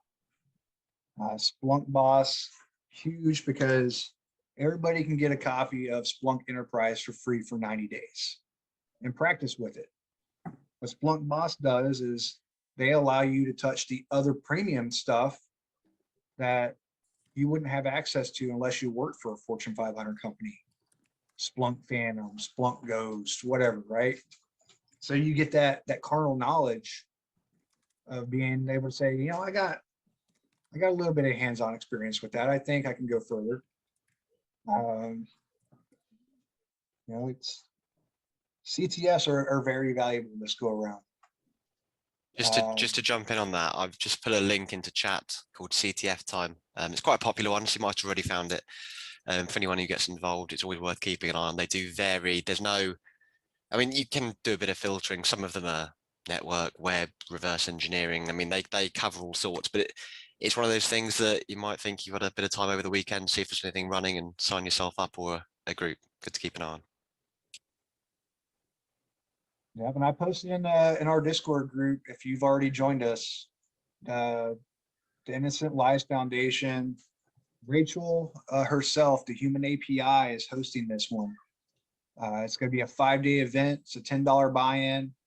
If you're worried about the $10, again, let some of us know that have already stepped into a position know that. I wish I knew that before I signed up. I told you that. I said, hey, if you're worried about it, I got you. I appreciate it. But you know what? Either way, I'll eat a little less, but it's for a good cause. And it goes to like a charity, so it's worth it. Yeah. Yeah, it's the ILF one. I'll post it here in here. It's only for stateside participants, so it's going to suck that, you know, some people that are, you know, over in South Korea, Japan, Bahrain, the ISP is not going to allow you to do it because it's not, they're doing it, you know, through that kind of VPN, unless you got a good telco service over in Bahrain that, you know, you could throw a VPN on and say you're in the States. But they're going to use the Immersive Labs platform. Immersive Labs, I just found out. I talked to the. All right, I want you to be careful. I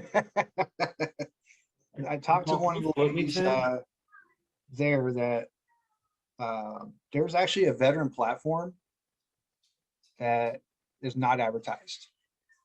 I have an NDA, but I can't go too much into it.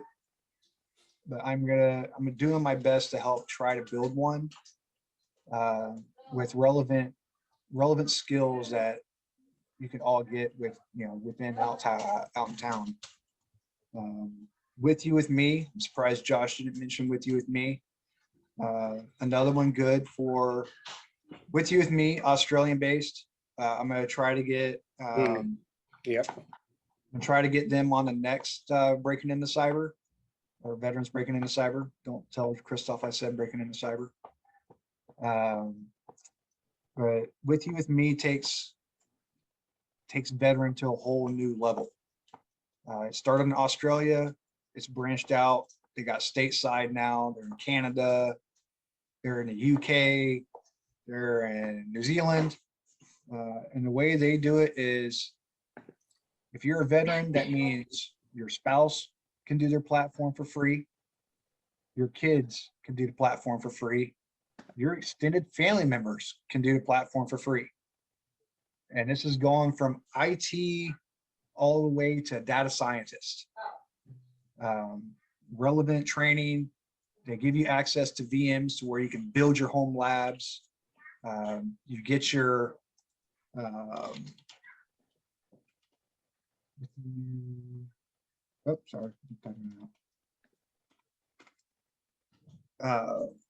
give you a router sim during the network fundamentals.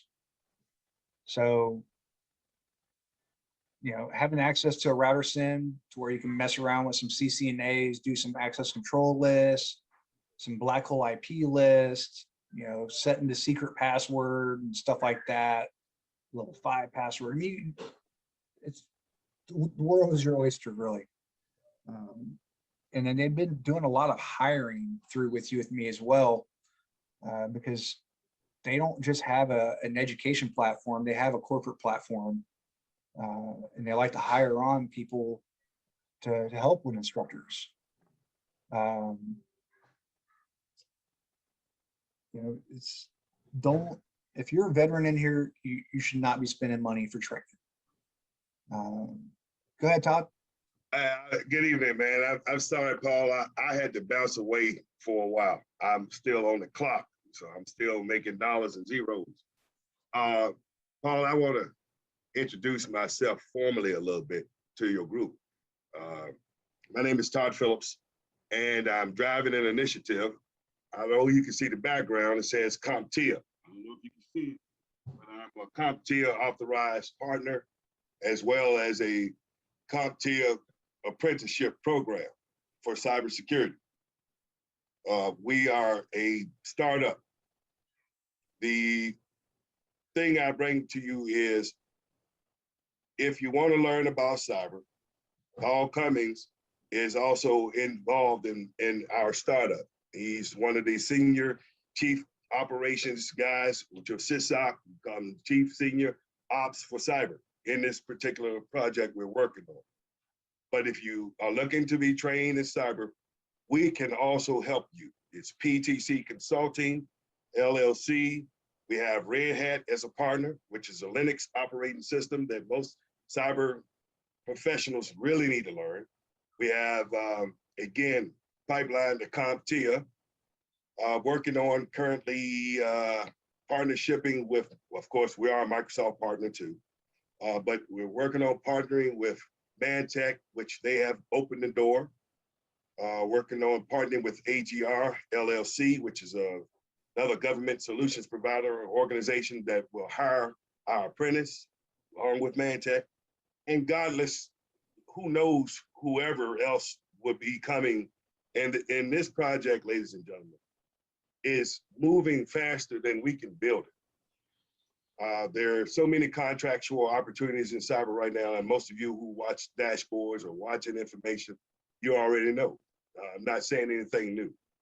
The industry is set for a $5.2 trillion industry outlook. That was not the vision Todd Phillips had for an apprenticeship. I had the vision just to take a little small little cyber community company up into the DoD space and earn a little ducky and move away from it. But, you know, God has his way with us. And what God has done is he offered an opportunity for me to also give back to those who are less fortunate. And I can do that through the apprenticeship. That's the way I see it. I'm not calling you all that. I'm talking about the youth. I'm talking about people from my hometown where I grew and was raised.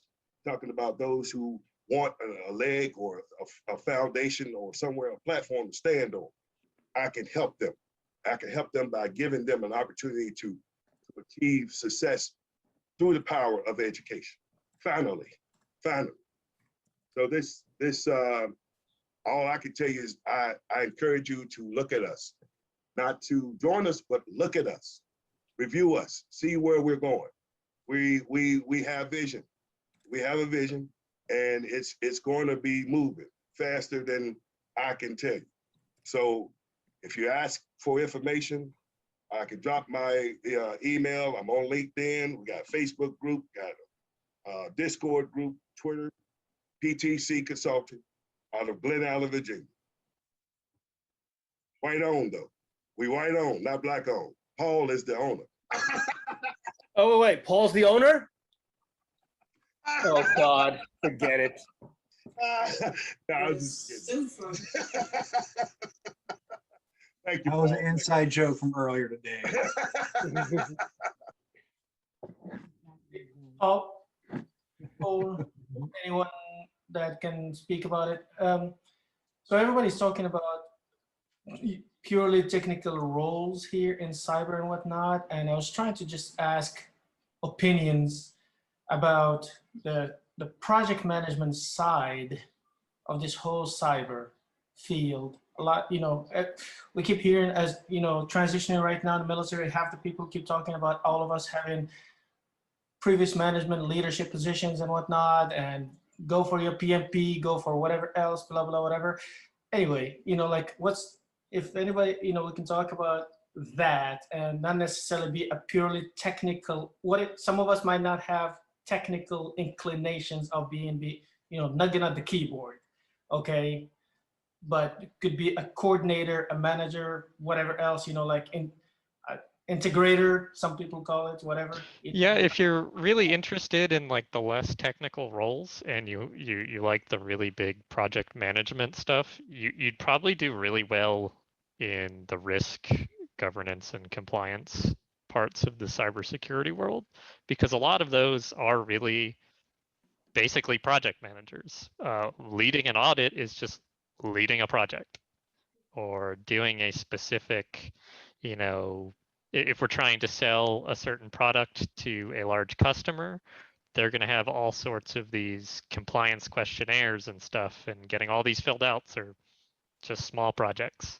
So the what's called the GRC space, or the governance, risk, and compliance space, it's kind of like a large, almost project management space. It's not majorly technical, but there are opportunities to be technical a lot of the time. It does transition well into technical roles sometimes if you decide you want to be technical. But it's like being a project manager without having to necessarily lead a bunch of projects you're not really interested in. And the risk space pays very well. It doesn't hurt. And I'm gonna spin Joseph and Alex up on this because Sorry, I had to know- step away for a second. I'm back. because I know Joseph hates this word.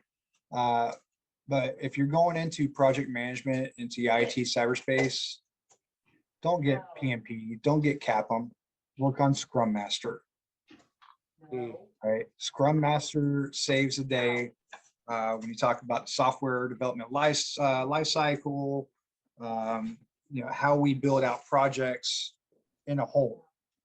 It So sucks to because the caveat on meetings- that though, Paul, it really depends on the company you see yourself working for. The company we work for, they actually prefer PMP. True. So if you do your homework, if you look at your 1 year, 2 year, 5 and 10 year goals, and that 5 and 10 year mark has a company you want to end up in, and you do your research and they're looking for people with PMP because the owner or current leaders value that, then go for it. But know that like CISP and PMP and a lot of these things, they have continuing education, fees associated with it. It's not just a cert you can study for, take, pass, and call it a day. So, okay. Yep. Augie, I haven't heard from you for a while.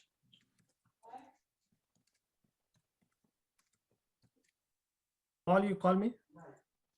No, Augie. ATT. Yeah, I'm here. Sorry, I had to step away. Multitasking.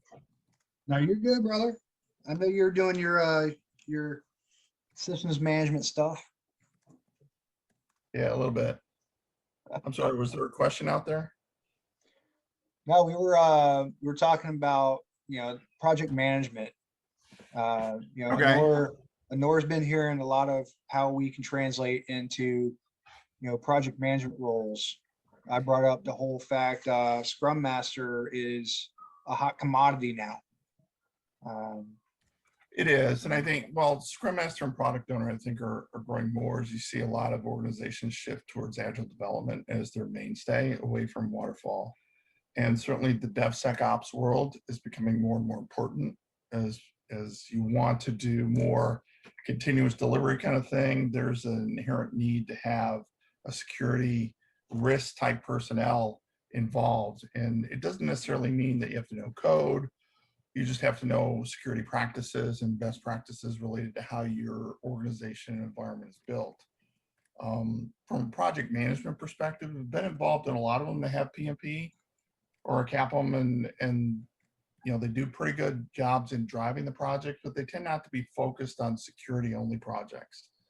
They tend to be focused on IT projects that have a security component. Where I see more of the application is on policies and management and risk governance, that there's a lot more of the, I'll call it business analyst type of functionality, but it's more than that, right? So it's really about coordinating So for example, if you were, we had a whole group in the bank that was focused on the mainstay of InfoSec and things like that. But there was also this risk governance group whose main responsibility was to do the coordination between IT audit, risk management, and the IT systems, and did a lot of the coordination around evidence collection, setting standards for evidence collection for audits, what principal frameworks are you going to use? Are you COVID based, are you NIST based, are you ISO 27000 based? And dealing with the intricacies of how to do that. And those are really good where good project management skills transform into kind of managing the realm of those things that are not truly the hands-on keyboard and technical aspects of it. It's the rest of the stuff. It's technical writing, it's documentation, it's audit processing. All those things fall into project management realm. And there's a lot of roles for those.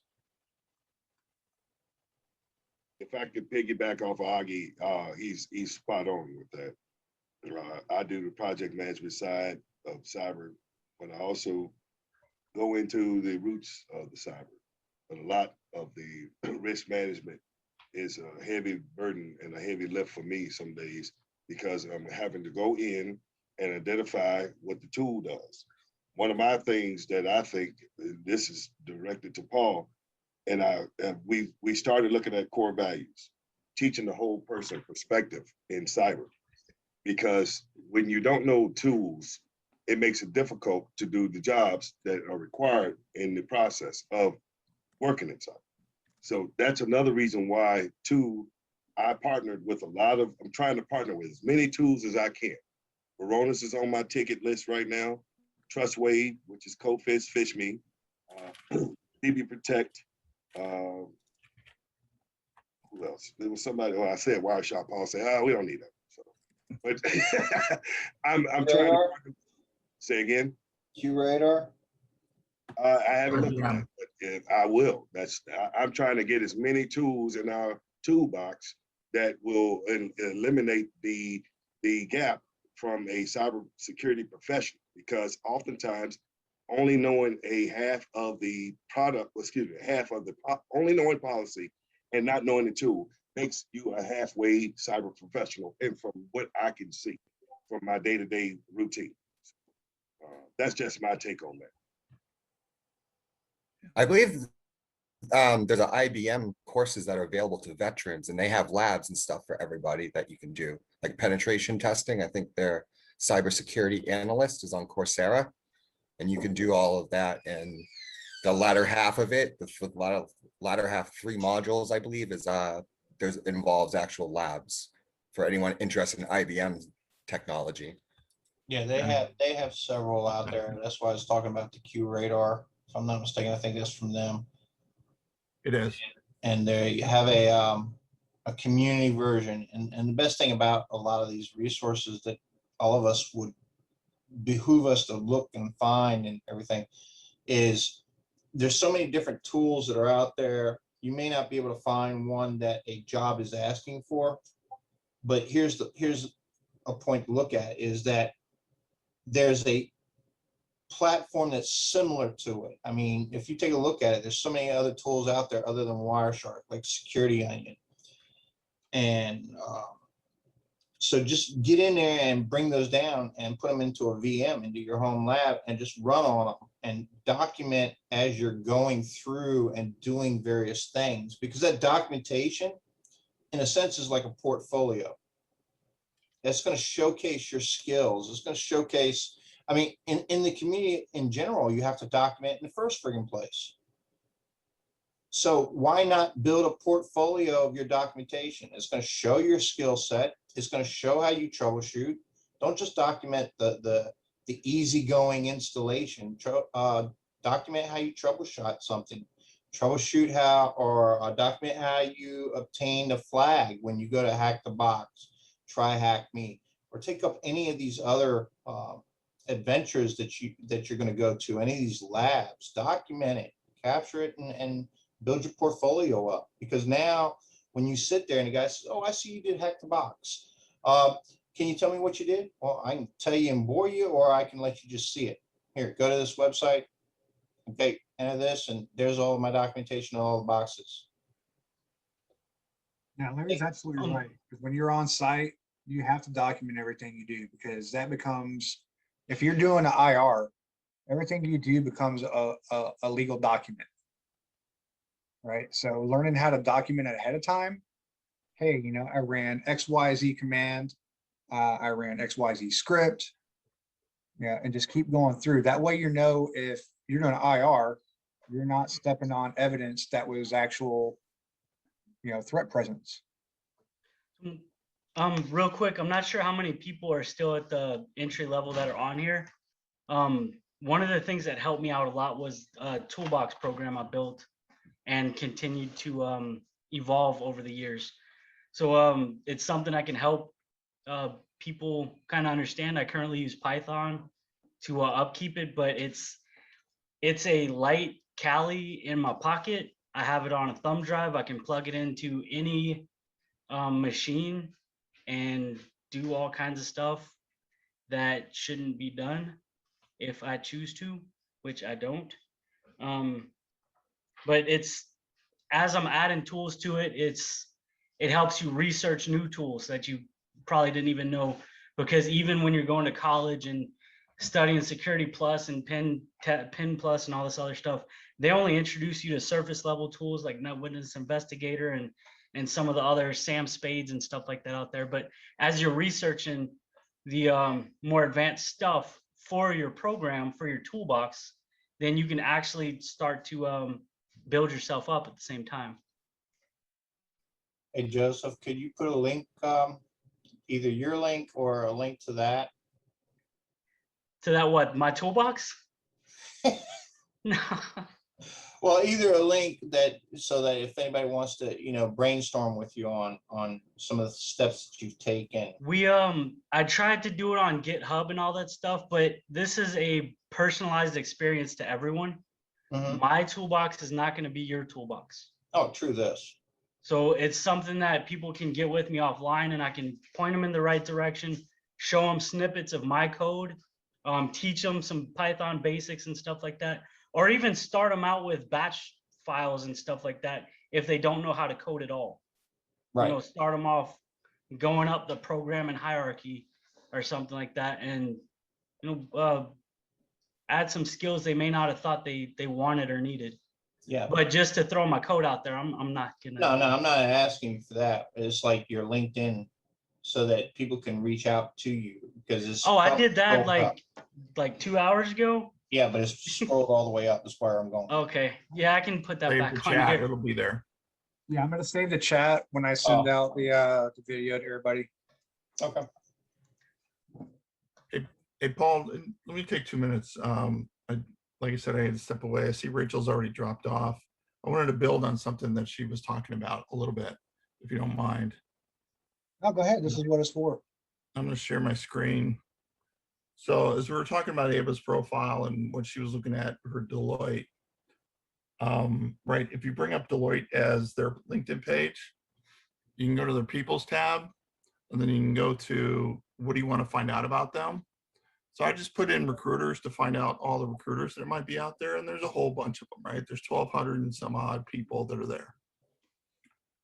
Now, the interesting thing is this tells me, you know, if I look at the first couple, there's a bunch of people that I'm second connected to. There's 2 of them that I have actually shared connections in, so I can make an easy connection. But here's the interesting thing that I want to talk about, right? So if you look at one of these, let's take Susie's profile here to begin with, right? She's in recruiting.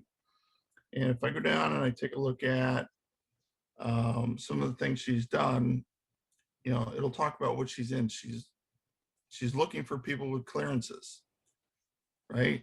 She's looking in IT. She's looking in cyber. Might be an interesting person to connect with. So if I go down here to the interests, I go up to the groups. What groups is she part of? Well, there's some interesting groups that might be in here, right? Now, I'm not connected to her. She's a second level connection, so I can't see her contacts. I can't message her directly, right? But if I keep going down through here, I find that we're both part of this recruiter network. Interesting, because there's like, 875,000 recruiters.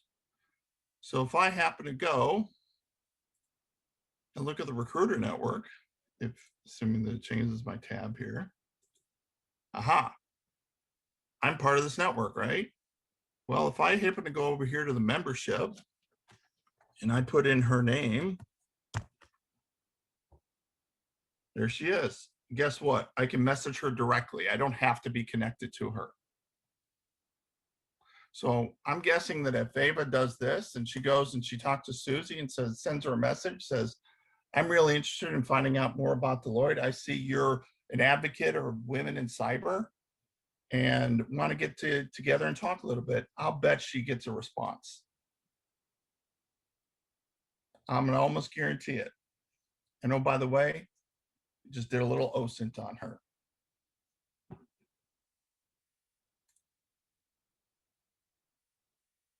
There's a guy out there from Black Hills, Jason Blanchard, and on Twitch, twice a week, he does pretty much exactly what has been showcased several times here today, of taking your LinkedIn and using the LinkedIn as an OSINT tool to get yourself connected with the recruiters, getting connected with people that work for the company, start building rapport so that you have that insider advocate. And there's so much information that's available there that he goes over, like finding out more about the company. I mean, they might have resources that you don't know, like an internship program, so he goes over it, and I've posted that up in the chat for a lot of people to follow on.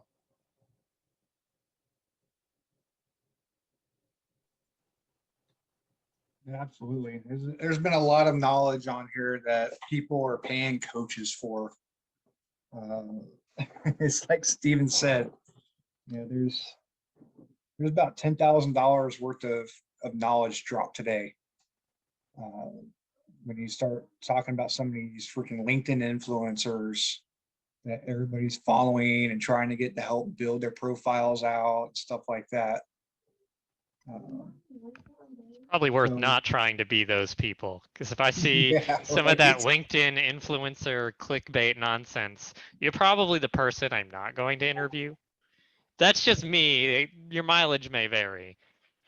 But going back a little bit to like documenting your processes, getting good at writing and documenting is actually really important. I dropped out of college, but I did take writing before that, and I think it was probably my most valuable course that I did in college.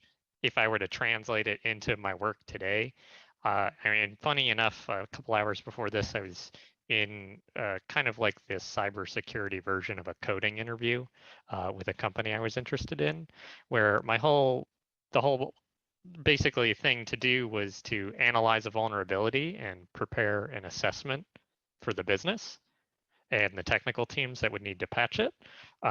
So being able to write and to be able to write to different audiences is really important in cybersecurity. You may be writing to Jen in accounting, but also to Dave in DevOps. So you need to be able to write and communicate effectively throughout an entire organization. And obviously half of what we do is a legal document, so be used to writing it down.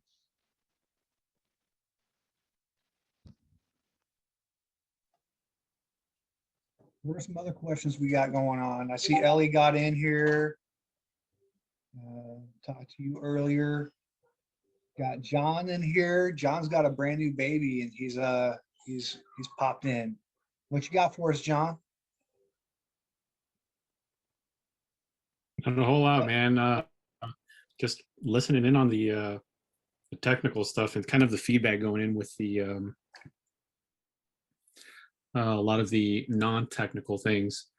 So I'm just biding my time. I'm actually just kind of toying around with a lot of different things in the industry. I don't know, built a VM, but I broke it a couple of times just because I didn't know what I was doing. So it's just whenever I have time, I do it, especially with the kid, though, it makes it a little bit tougher. So I spend a lot of my time with the baby. But right now, I'm just waiting for that skill bridge or internship to start. And then we'll see how that goes. Hopefully I don't screw it up and they'll be able to take me on permanently. So we'll see how that, hopefully it plays out well, because that's going to be more, I think, GRC with what they're doing, third party risk assessment type stuff. So are you gonna get your CMC or CNMC license out of it? Did they say that or not? I asked about it. They said no, but it is available. I think depending on if the company says it's valuable to them, they'll probably allow me to do it. But I'll have to find, I guess, a company that will help teach the course or whatever it is. I'm not too familiar with the different kind of like some sort of authority that's going to be able to teach it. So Yeah, I haven't been there's only a researching too few much. freaking places that are authorized certification vendors right now. There's like as soon as that EO got put in place, it was like 5 or 6 companies dropped on a grenade and took it. Yeah, I think one of the I just dropped on chat tutorials.cyberaces. It's something that Sam's put together for free. Anybody can do, and it is how to set up VMs. If you come to our Discord group, I know you've been busy, John, so you pop in every now and then, but we promote home labs, and home labs should be free. Right? VirtualBox is free. Now, granted, VirtualBox has its limits, so you might want to start tinkering around with VMware, but even VMware has its limits. One of the things that Peter Nguyen mentioned at the last event was for military, transitioning veteran spouses, you can sign up with through an Azure program. I'll have to get it. I think it's on the PDF that I shared out to everybody. But essentially, you sign up, they take your credit card because it's supposed to be like $200 for a year. But because you're military or veteran or mil spouse, they don't charge you. And you can literally use an entire Azure cloud to build out everything. Active Directory, domain controller, Exchange, what have you, right? And then what he does, even him being a Microsoft employee, he's frugal just like anybody else in this room. He'll make a copy right before his 1-year subscription is up. He'll copy his entire thing and back it up. That way, when it expires, he opens it back up, starts a new one, and he's right back to where he left off. So you can essentially just build out this giant database and mainframe. But again, CyberAces, it's free. It's not going to get you certified or anything like that, but the fundamentals of command line, GUI interface, and stuff like that, you can absolutely learn from it. You can actually do a similar thing in AWS where, absolutely. In all of them, even if you're not necessarily a transitioning or a veteran or any of that, you can get $200 to $300 of free credits. And my home lab is actually in AWS free tier. So my home lab is literally just free. Unless you're doing some like heavier data processing, that's when you would lean into some of your free credits. But you can start and stop all that stuff basically at any time, and that's super useful. Yeah, the Because only thing to be learning aware cloud of is awesome. One thing to be aware of there is even if you stop the VM, sometimes you get charged for the storage. Yeah, make sure you set up billing alerts. That's a big thing. Don't forget to do that. Any basic AWS tutorial and AWS certifications will teach you to do that as one of the first steps. Here's another cool one too. Microsoft released their Windows 11 beta.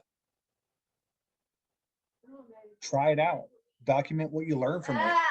That puts you ahead of the game for people that might want to migrate to Windows 11 quicker, right? One of the cool things they added to it is the fact that it can run ARM. So it runs a little bit of Linux.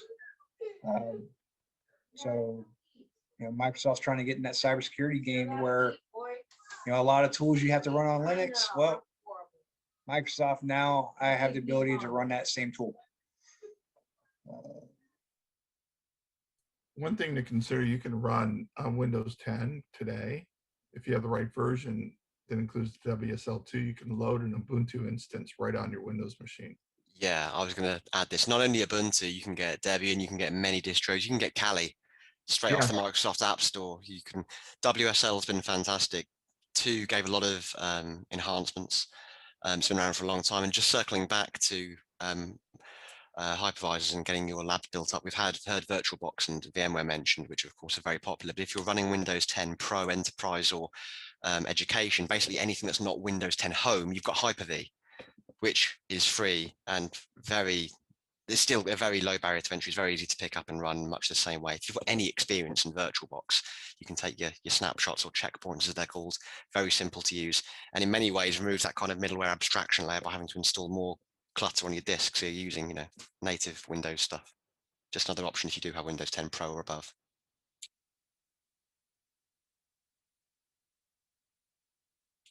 I like how the room goes quiet when a British accent comes on. I don't blame you. I hate the sound of my voice too. Everybody's like, who's Mr. Bean? I know, right? It's okay. We won the war. Do you want the long or the longer list of stereotypical cliches that usually come out? Yeah. I see Will. I just think of the IT crowd. One thing I didn't really hear yet, and it might have been talked about, and I was busy doing other stuff, but Raspberry Pis and the 0Ws and all the different variants are fairly cheap, and you can load all kinds of different flavors of Linux on there. Using that, I like to use a program that was put out called NIMS. It's a graphic version of Linux that utilizes Nagios. And if you have a couple Raspberry Pis out there and an old router, you can create a very cheap lab that you can physically put hands on. For anybody who doesn't want or has enough virtual experience and wants to try to get some of the physical experience too, for cheap. I actually did that for when I was in college. Did that for what the heck, my capstone. I actually used that on a Raspberry Pi. We had everybody else wanted to jump on the bandwagon, so I had them create all these VMs and run them off, and we plugged it up into a switch, and it was running Nagios, and had it up on a big screen TV. Awesome. Had it where it would actually, and the nice thing about that platform is that it'll actually send out SMS alerts. Yep. Whoever. And they're nice looking too. Yes, they are. And one of the go ahead. The software for it, NIMS, is really good, and it utilizes Nagios, but all that stuff's free. And Pis and all that stuff are free. Using a switch is good, a router is good, all that stuff is great.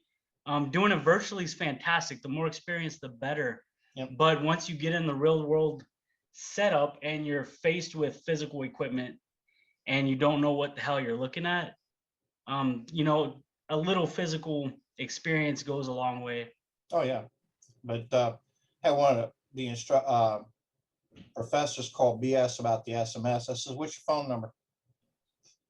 Plugged it in, and went over and just killed one of the systems, and alerts just went all over the place, and his phone just lit up. I says, "What's going on with your phone?" Yeah, and it's great because you can actually set those up to monitor the health of all the different nodes and endpoints and do all kinds of crazy stuff. Hold on, I think I got the link here. I get it. I don't know if y'all had talked about physical. I just heard a whole bunch of virtual, which is great. And wanted to throw that out there. Here, I got it. I'm gonna post it up in chat for everybody. Doug, you still around?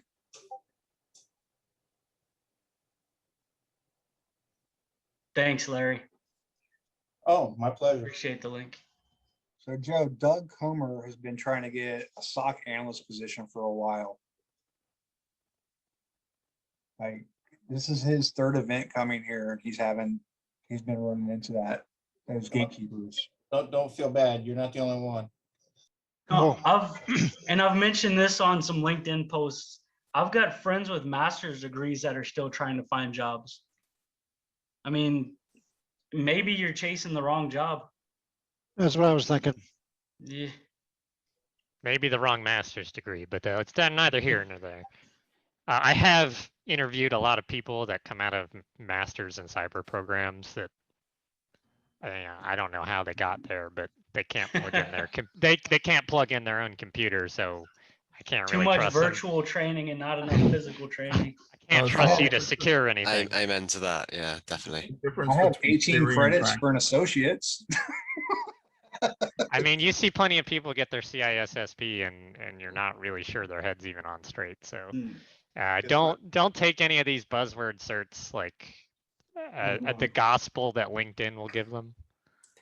Good folks, if I It really may, goes back to redefining entry level, and that's what Naomi Buckwalter has been bullying LinkedIn on nonstop. I love it. I want to get her to keynote something that me and Jeremiah thought of that we're going to be running in September. It'd be phenomenal. I mean, to be a powerhouse and bully hiring managers as much as she is, she's like third in line for Women in Cyber of the Year. Like she has, she is the mama bear of cyber. folks, if I may, I don't know if you can hear me. Can you hear me, Paul? Are you able to hear me? I can hear you, Todd. If I may, whether you join us or not, use this as a resource. I have a large network of people, and I don't mind. I hate to say it this way, especially military veterans. I'm gonna always look out for veterans. Use me as a resource if you need it. Whatever desire or whatever road you're trying to take, let me know. You never know who I know. I mean, I'm not saying it from a bad light. Just use this as a resource. Like I said, it's not about having to join hands and do what I'm over here cooking, but it's if you need especially like you said, those folks with master's degrees, I know what that trivial pursuit is like. It's not as easy transitioning from a bachelor's to a master's role, looking for that significant return on investment that you just put out. And it takes a little bit more effort to have the people in your corner that are going to support you. My focus now is to give as much as I receive in return. I've received a lot over my time in the last 10 years or decade or so. So I have to now do what was done to me to make sure that someone else is catapulted off of me. That's my mission in everything that I do. I cannot, my testimony is to promote and to elevate you higher than I have gotten. Not saying I'm at the top of the food chain, but I'm not bad where I am. I need to get people up above me, so if I do need to fall back up, I'm not falling downward. Does it make sense? The key component is we have to use the people to help them get forward and do not feel anguish when they do go forward because you're hoping that their return is going to be in the same logic as yours, which is to bring you back up. Make sense? That's the way I roll. Everybody doesn't do that, I know. No, exactly. I mean, that's again, that goes back to why this was created. This round table is paying it back, right? You get A+ certified, pay it back. Train the next person to get A+ certified. Teach them what you learned. Find out what they know already. You get Sec+, train it back, right? So the Discord group that Jeremiah built, we started, it was 43 people when I got brought on, and we're pushing, I think we probably hit over 270 folk already. And we finally pulled in an OSINT's me, Rachel joined us. So, adding that aspect is going to be phenomenal because we have a lot of law enforcement people that just to jump in there, Paul, 313. You're not doing it enough justice. I just checked. Man, 313. And then with our Discord group, because we are so adamant about freaking bullying hiring managers and recruiters, just between May and June, we had I gotta look at the flyer, but I think it was 23 certifications and 14 people got hired. And it's all based on who you know, right? It's not who you know, it's who knows you. We'll say it like that. And then, you know, every single one of us that have landed this civilian job has had failures. Let our failures push you to succeed, right? So you're gonna have, I get it. There's like 9,000 different freaking breaking into cyber freaking YouTubes. Go watch this channel, go watch that channel. You know, you go on Eventbrite nowadays and there's something that's dealing with, come jump in on this bandwagon and learn how to get your certification free, or, you know, XYZ. Well, I mentioned our you know, Jeremiah's Discord server because, you know, we're adamant about not paying for education, right? We can educate each other. Real life experiences. Will gives, no shit, like $1,500 workshops on password cracking, knowing the human factor, you name it, right? He is using his business as it's designed. He gives our Discord server free workshops, right? So you have a tried and true professional pen tester that is, you know, training of real life situations. You know, Jeremiah is a pro at taking certifications, right? So you're getting ready to take a you know, let's say CYSA, cybersecurity analyst. I guarantee if you sit down with them, you print out the blueprint off of the CompTIA website of what subjects they're going to be. We have people in the Discord group like Jeremiah that can break it out to you and say, here's what to expect. These are the types of PBKs you should expect. Here's some scenarios you could expect, and really start challenging what you're learning. And then with CompTIA, you know, certs are one of those things where everybody writes a book about how to study for a cert. With CompTIA, it's all about how CompTIA writes the exam. So why am I going to go buy some book authored by somebody that says this is how they studied it when it's not the actual CompTIA official exam or a study guide, right? Because there used to be a website years ago called #CompTIA. You can go on there and you can get the buzzwords of the year, right? Buzzwords of the year of this may or may not have been a buzzword that was used on a test that I've seen. Because CompTIA likes to use their own verbiage on their own exams. I mean, it's pretty self-explanatory. Microsoft got so beat up with COVID in their, you know, Microsoft Security Solutions Architect or Associate certification, that now if you look at Cloud Ignite, once a quarter they offer a free well, you can still get on it. They have workshops where you can get a free voucher and take what test you want to take for free. So Microsoft's jumping in on the free bandwagon for you know, free knowledge as well. Amazon Reignite, if you follow Reignite on LinkedIn, they do symposiums and they pass out vouchers like candy on Halloween. You know, they usually target your transitioning military mil-spouse type, but it's still one of those things where everybody's welcome. The conventions, Trevor can absolutely contest to it. Freaking during during Cactus Con, they gave out so many free things during freaking Cactus Con. It's pathetic. And Cactus Con was free. It was paid for by cyber professionals. Nobody had to buy into it like a DEF CON, a red hat, a black hat, or anything like that. It was it was all these companies that want to make sure that you succeed. CactusCon is free. It is free every year. I don't know what's going on with the next CactusCon. I know it's going to be in person. There will likely also be a virtual portion if you want to attend that.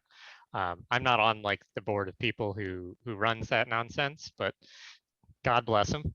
That's a lot of work, but there's a lot of people who like Amex, Bishop Fox, really big names, especially in this area that financially fund it, and they show up in force with lots of swag and t-shirts and other stuff to try to recruit people out of the event. There's also CactusCon Kids if you go in person. You can bring your kids. They can learn all sorts of stuff. There's lock picking and some like physical hacking and soldering and all sorts of nonsense. That's a really good time as well. Well, Black Hat is coming up at the end of the month, and they're both online and virtual, or in presence and online. They have a free business pass for the virtual component. You don't get all the sessions, but you get a lot of them. Yeah, I think what Regex said about Cactus Con is they're going to start doing the hybrid model. There's a few bugs they have with Discord this year, but not enough to where it really mattered. I mean, the bugs were only during the CTF, if I'm right. But hell, you know, those are places that you're going to have big name companies that are hiring on the spot. They bring hiring managers to those places. I know DEF CON is going to have hiring managers. So if you're looking at OffSec or red teaming, you know, hey, show up. The CTF is free. Like every DEF CON CTF is free. And then the people that, when it was in person, when you would go to LA or Las Vegas, you would see people sitting outside of the convention center of the hotel with laptops just doing a CTF. That was it. Day and night. Just don't ever take day your and night. phones into DEF CON. Oh yes. So that's another thing. If Airplane you've mode, ever or been to a preferably DEF leave them CON- in the hotel room. Yeah. If you've Yeah. ever been to a DEF CON, they have a jumbotron. They call it the Wall of Shame. And anybody that comes in that doesn't have at least AES 256 on their smart devices or laptops, your stuff is about to be posted all over that. That's any event. What's that? I said that's any event. I mean, like even at Hacker Halted, I took one of my colleagues from college to his first one in Georgia, and I was telling him about his phone. He's like, "Why?" You know, dude, just trust me. He was having a hard time putting it in airplane mode, turning off his Bluetooth and everything. And by that time, we'd already got up there. And I set mine. I said, "This is a target-rich environment. You don't think that because you know you got CISOs, you got administrators, you got all sorts of people. Executive level. Yeah. You don't think the bad guys know this? They're going to come there and they're going to try to steal some sort of credentials or something." No sooner we got in there, I had mine all turned off at that point. But when we left for lunch, I had already had somebody try to hit on my credit card. I said, "See what I'm telling you?" And he's like, "Wow, I didn't know it was that bad." Hey, real quick, Paul, if there's anybody here who's studying up for like maybe their Network Plus, hey, hit me up on LinkedIn. I'm going to share something real quick if you don't mind, Paul. Okay. Just a second here. I put together this when I was studying up for mine, and I'm real big about mnemonics and stuff, or trying to figure out ways to remember things for the test. Like this right here, you know, a lot of people tend to get a confusion between a NAS and a SANS, or how many disks it's going to take for doing backups.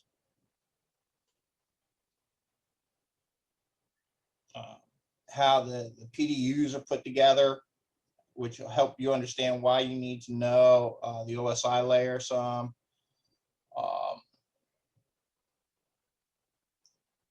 If you have a problem trying to remember the 568, these little acronyms right here. Troubleshooting steps. This right here is real handy. I learned this, and it helps when you're trying to troubleshoot a network and they're saying this one system is not communicating. Well, I guess what? It's because it's not in the same subnet. So it kind of helps you understand, because everything in red is within a 128. So from 0 to 127 is your range, but you can't use the 0 or 1 or 127. So you go 126. You start over at 128, 255. Again, you take off the 2 for the network ID and your broadcast. So it helps you. Then again, it breaks it down into 64s, 132s, or I mean 32, and 16s. So you can quickly identify why it's not talking, and 9 times out of 10 it's because it's outside of the subnet. If anybody knows anything about CIDR, this helps out a little bit. Usually when you get your training for this, people talk about your public IP ranges, but they don't talk about the privates. And therefore, you have to understand where that break is coming from inside there.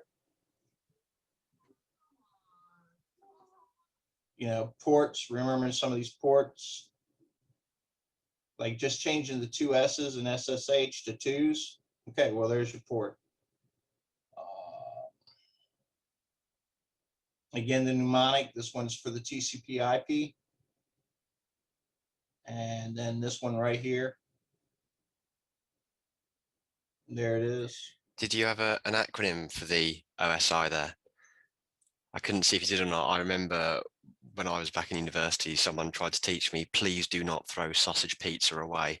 Oh, you're talking about the OSI. Yeah, just standard Mine's OSI. right here. Please do Oh, not you've got tell one. silly people anything. Oh, there you go. There you go. So yeah, hit me up. I'll send this to you, and you can pretty much holler at me if you have any confusion about it.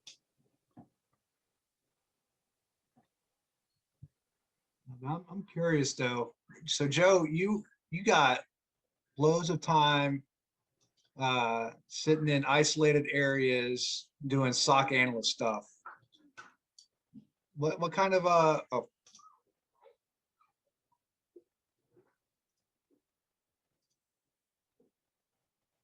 Okay, sorry about that. What? with all your time that you spent out in the snow doing SOC analyst stuff, what do you have? What do you have as far as bringing some knowledge to people that want to get into a SOC? Like, what are some gatekeeper techniques like Doug's having that you have advice for? I missed the first half of that. Sorry. Now, I say with Doug, he's been trying to get SOC analyst for a while. You had a load of time sitting in the AC in the snow. What are some gatekeeper tricks that you can think of? Yeah, so it's different for me. I built a SOC. I found a company that didn't have one when they needed it. I convinced them to invest in me and did it. My journey is not going to be the same as other people's. When I transitioned from the military, I didn't go looking to join a SOC. I actually went the other way. I was like, I'm going to take a break from cyber. I want to relax for a little while. And I took an easy network gig. And at the company I joined, they had tons of operational technology and stuff, but no cyber defenses. And one thing led to another. And well, that was it. But so you build an opportunity. Yeah.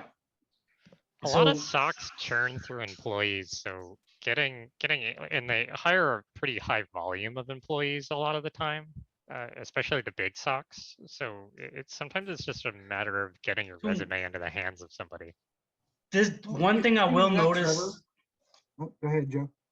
One thing I will say, and I'm sure people will disagree or agree, but tier one is becoming non-existent as it's outsourced, and the SIAMs and SOARs and XDRs and all the other automated SOC level one processes become a thing. There really are so many jobs outside of SOC analyst that you could take to sidestep and then go into SOC 2 or 3, threat hunting and all the other fun stuff. You really may be just looking at the wrong direction. One of the first things I tell people when I find them and talk to them is to work on a 1 year, 2 year, 5 year, and 10-year goal. That way we can start working on jobs, and maybe crappy jobs that you have to take at the 1 year and 2 year mark, so that you can hit your 5 year and 10-year goal. But maybe SOC analyst that you're trying for isn't your 1 year goal. Yeah, I've pretty much steered away from that right now, looking into different things like OSINT, threat hunting, stuff like that. And if I can get into a company and have a pivot point from there, that'll be great. If you don't have your goals mapped out, then you're really just floundering in an ocean. Yeah. So it's one of the first things you should do is understand that cyber is wide open, all kinds of roles and gigs, and some people are doing sales, some people are doing tech, some people are doing combinations, some people are policy driven, it's just, that's what I found out. It's wide. So you need to see where you want to end up so that you can start planning the jobs that you have to take to get there. But that's what I've started without explaining, without saying who you work with. What kind of, do you have any kind of those beginning, mid-tier level roles open right now? Which one of us? You, K-Bear. I don't really have entry level roles in most of my management roles. They're mostly hiring senior level analysts, junior engineers, or engineer level people. I'm almost guaranteeing my company is hiring them, but I'm not necessarily privy to that exact. I work for a giant enterprise right now, so in a company of 20,000 people, then God only knows what roles are currently open. And if I were to give any advice to anybody, is don't be afraid to not join a cyber job for a little bit. If your resume is light on experience, help desk is awesome. I love help desk work. I'll do it any day. I don't care what anyone says. I might be a senior level security professional, but I'll do a help desk ticket. That's a great time. You learn so much in the help desk. You learn so many key skills of how to communicate and deal with people. You learn how IT works as a business.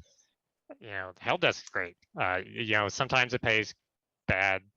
Yeah, you're in the trenches and it sucks a lot of the times, but a huge military slogan that I remember from my days in the Army, embrace the suck. Learn to love the suck. Yep. Because, it is tough sometimes, but you learn a lot. You get exposed to so many different things, and it's a really good transition point. Yeah, that's what I've been applying for lately is the help desk technician spots.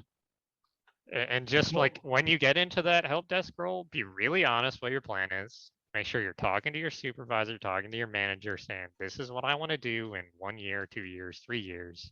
And make sure you're setting down a plan for yourself and you're talking with your manager where you want to go. And make sure you're talking to the security manager if you want to get into that department. Just make sure, you're always working towards it. You're building your skill set and you're not letting yourself, be stale. Right. You got interviews though, right? Yeah. If I just out of the blue, does anybody want to share their elevator pitch? I was gonna ask something, if you don't mind, Trevor, just to rebound on what Trevor was saying about sharing that plan with whoever, like when we move to the civilian world, with your boss or whoever, security manager or somebody. will they accept it at face value or think, hey, this guy is just using me as a stepping stone and he's gonna jump ship as soon as the next, like 5-6 months from now or something like this, and then start maybe not supporting or providing as much mentorship or guidance or whatever, in that job, because they might think, hey, he's jumping ship, he's not fully committed. Any good manager will build you up and put you where you want to go. Assuming you're putting in the work and you're actually growing and you're doing your job well, a good manager builds up an employee because it makes them look good. If for no other reason than the greed of looking great as a manager, they will make sure you get to that next spot. Because if you're a superstar and they put you into these new positions and then you become this big shot at the company, they get to say they did that. Yeah. If you're at a company where that's not the case, a huge thing in the industry is people don't leave companies, people leave managers. And sometimes you just get a bad manager, and we've all had them, military or One not. of the first 5 questions I ask when the interviewers ask me, "You have anything?" Yeah. What are potentials for lateral movement within the company? Like, how long would I have to be in XYZ position before I could volley for the next one? Yeah, most managers, they want to hear questions in the interview that show you have a long-term goal at the company. And don't plan on like getting out of the help desk in 6 months, because you might not, it could take you 6 months to really get into the groove of the job anywhere. Transition periods are a real thing. It take you, even as a senior security professional in my last job, it took me 6 months to get really like my full grasp on the environment, because environments, especially in tech, they're really varied. I had to figure out what Kubernetes was and what containers were and how they worked. I had to understand how our software was built and all the 80 different versions of it. Okay, I appreciate it, Trevor. I'm sorry, I hope I'm not hugging the conversation, but it's just like, this is what it's about. Hey, These are questions everybody has. okay. Because that's the other question, that's the other word that I have too, personally, as far as like getting that groove. Okay, because every time you read some stuff on LinkedIn or others, people keep talking about how, oh yeah, hey, this is not the military where you come in and have 1 month, 2 months, left to see it, right, find your space and then start producing. Companies want you to produce from day one, and that's why they're gonna hire you. And is that true reality out there, or they will still give you time to find, like you said, your groove before starting to roll on your cylinders and produce? That's GPS and TAPS nonsense. They want you to be institutionalized to go back to DoD. I think what I would say along the LinkedIn front, ignore LinkedIn, ignore the nonsense that's on there. It's all influencer. People don't post about good experiences, they post about bad ones.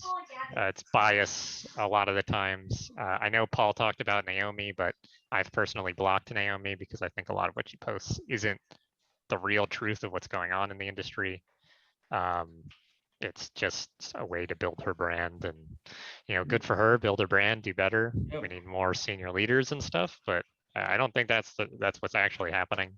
A lot of people who aren't getting into cyber roles aren't getting into them not because of gatekeeping, it's because they're really just not right for the role. And that's a perfectly fine thing. Cybersecurity is not an easy space for, especially some of these jobs. I can't hire an engineer who's never touched system administration before. You don't have to do it That needs to be one of your professionally. questions that you ask at the end of the interview, right? What could have made me more competitive? Yeah, ask questions, build as a person. You're not going to get every job. You're probably not right for every job. They're probably not right for you. Think of every interview as an opportunity to learn, get good on your interview skills, sell yourself. I could talk on end about all this stuff. Cybersecurity is such a huge field. I mean, you can probably get into anything, but some of them are less entry level than others. Even if we call them entry level, they're not. Entry level for cyber, depending on the job, is not IT entry level. To caveat on that a little bit, I like to say you don't know what you don't know. I thought after 20 years I was at the top of the mountain, and then I decided to go to college. And while I didn't learn very much depth of anything, I learned a broad field of crap I didn't know anything about. And it opened up my eyes to the fact that I didn't know a lot of things that I thought I knew. And I'm gonna go back to try to be on mute. No, but That's a good point. Absolutely. it's totally valid. Not only do you don't know what you don't know, but you also know a lot of what you don't know as well. It's so vast, and cybersecurity is definitely an area. It's a proper cliche, but it's one of these places where the more you learn, the more the less you realize you know. You learn and you learn and you learn, and if you learn stuff and just absorb for 6 hours a day, you think, God, in 6 months I'll have learned X, Y, Z. And then, if you could turn back the clock and do 10 hours a day, you'll feel like you're at a lesser position in that parallel universe. And like I had mentioned earlier, we've got quantum networking on the horizon. So everything we thought we knew, we have to unlearn and start learning. Yeah. So this is just all, yeah. Almost Every day I feel like I get a question from somebody at work, and I'm like, and they're like, hey, how can we deal with the security problem? And I'm like, I shouldn't tell you that. I have no idea what that means, but I'll figure it out. It's true. I mean, it all feeds back into the imposter syndrome as well. Everyone's learning every day. I mean, Paul mentioned earlier, I've run several very short live sessions and demos, and it's all like offensive security pen testing related, because that's where I've been for several years. But as I say to people as well, every time I really miss live training courses, because I've been lucky and humbled enough to have taught a lot of security conferences, and I'm looking forward to doing that again. But when you're teaching, every time I've run a course, and I've run a lot of training courses, I learn something from the students. There's this myth and misconception that you're turning up to a course and you're like the run to the lit, and everyone else around you is like this all powerful oracle. Couldn't be further from the truth. Half of the updates and upgrades to my labs and everything I do when I'm running training come from my students each time, because we design things to teach someone a way of doing things. We show them a handful of ways, then, oh crap, you found this way, I hadn't even thought of that. I'm going to take that, I might even give you credit on a slide in the future. Make a joke. And it's fantastic. And the feedback, every day is a school day for everyone. And no one's beneath themselves. There's always room to learn. This is highly valuable. And somebody had started talking about imposter syndrome earlier, but what they were actually talking about was illusory superiority, which is the opposite of imposter syndrome. It's where these people get in conferences and stuff and they give presentations. They have no clue what they're really talking about, but they study for a day or two the slides, the material around the slides. They get up and they start talking, and everybody in the room thinks that they're subject matter experts, that they know everything. So now everybody in the room feels like they're all kids again. And those are two different psychological aspects of what we deal with. And it's not just cyber, it's other fields too, but it's really bad in cyber. It can be, yeah, absolutely. I find it's really important to ask questions at these events. Every day when I go to one of our local meetups, it's a lot of pen tester people, and they do presentations. I'm like, I have no idea what's going on, but ask questions. You'll know what they know afterwards. You'll both learn a little bit, because they'll be like, that's a great question, or you'll be like, wow, I just learned some crazy stuff about this stuff that I probably will never use, but is awesome, and I might use this information in kind of a lateral area. You absolutely will, and actually builds onto a comment I can't remember who said earlier about some of it actually isn't entry level areas. One perfect example of that, in my subjective opinion, is purple teaming. I've heard a lot of people sort of say, oh, I'm going to land a purple team job, an entry level position and when there's still a lot of misconception about the differentiation between a pen test and a red team. A penetration test is assurance based, and a red team is objective based. They address very different threat models, and they address different levels of risk. And then you get someone who says, and I'm not saying this in like a condescending, I think it's just misinterpretation, misinformation from various sources. Yeah, I'm going to land a purple team job. And the passion and enthusiasm, you should never lose that, because that's going to get you your purple team job eventually. But to actually help, to actually educate the blue through the red, your job is kind of harder than everyone's because you have to be very proficient in both offensive and defensive spheres at a fairly good level, to be fair. And the way to do that really efficiently, in my opinion, is to really go down one route and you'll passively learn the other. So I've learned a hell of a lot about the defensive side of stuff just through working offensive. And it's been brilliant. And I'm not saying I'm a great fit for a purple. I would probably suck hugely as a purple team, but it's one of those things that I feel, like I said, can't remember who made the comment, but not every area is necessarily, I'm not going to say obtainable, but kind of realistic to jump straight into from day one. So don't be afraid to build yourself up. Because no knowledge is bad knowledge. And Paul's heard me harp on about this in our Discord as well, and I'm teaching stuff. No knowledge is bad knowledge. It might not be directly applicable to the thing you're trying to achieve right then and there, but it will be useful to you. So just be a sponge, just absorb it. Yeah. Well, I did want to add something to what Will said, because you may not know everything that you don't know, but you certainly know a lot of what you don't know as well as what you do know. But I think what's driving a lot of the shift in there is the pace of change, right? Things are dramatically changing so fast that it's very hard to keep up, right? 3 years ago, you go into a AWS system, you're building a server and an application suite on a portal and you're doing it live. Now I can run a Python script and a JSON template and build it in 5 minutes, right? The methodologies and the way we're doing things are changing. What's going on in the background and all of the stuff, some of the stuff that's coming in with AI and ML and the ability to do a lot of that predictive stuff is changing the way some of these technologies are adapting in the security world. So the rate of change in all the technology is causing a gap in what you know and what you thought you knew yesterday and what you need to know tomorrow. Absolutely. And a funny other part of that is, we're definitely making these CloudFormation scripts and these Terraform templates and all this other stuff to auto deploy gigantic infrastructures. But keep in mind at the same time, companies are still running old mainframes. There's the IT field still has tons of just super wide old and new stuff, and some of those old and new things are working side by side and together. I mean, I know companies that run still old IBM mainframes that have their disaster recovery in AWS. So there's so much stuff going on that, tons of people will tell you, oh, everything, the future's code, learn to code. There's going to be no help desk or network engineers, you're not going to be programming switches. That's nonsense. There's always going to be that 10-year-old system. Definitely stay up on your skills, but just don't let anyone tell you that something's not going to be a thing in 5 to 10 years. Is it okay if I ask a question? Go for it.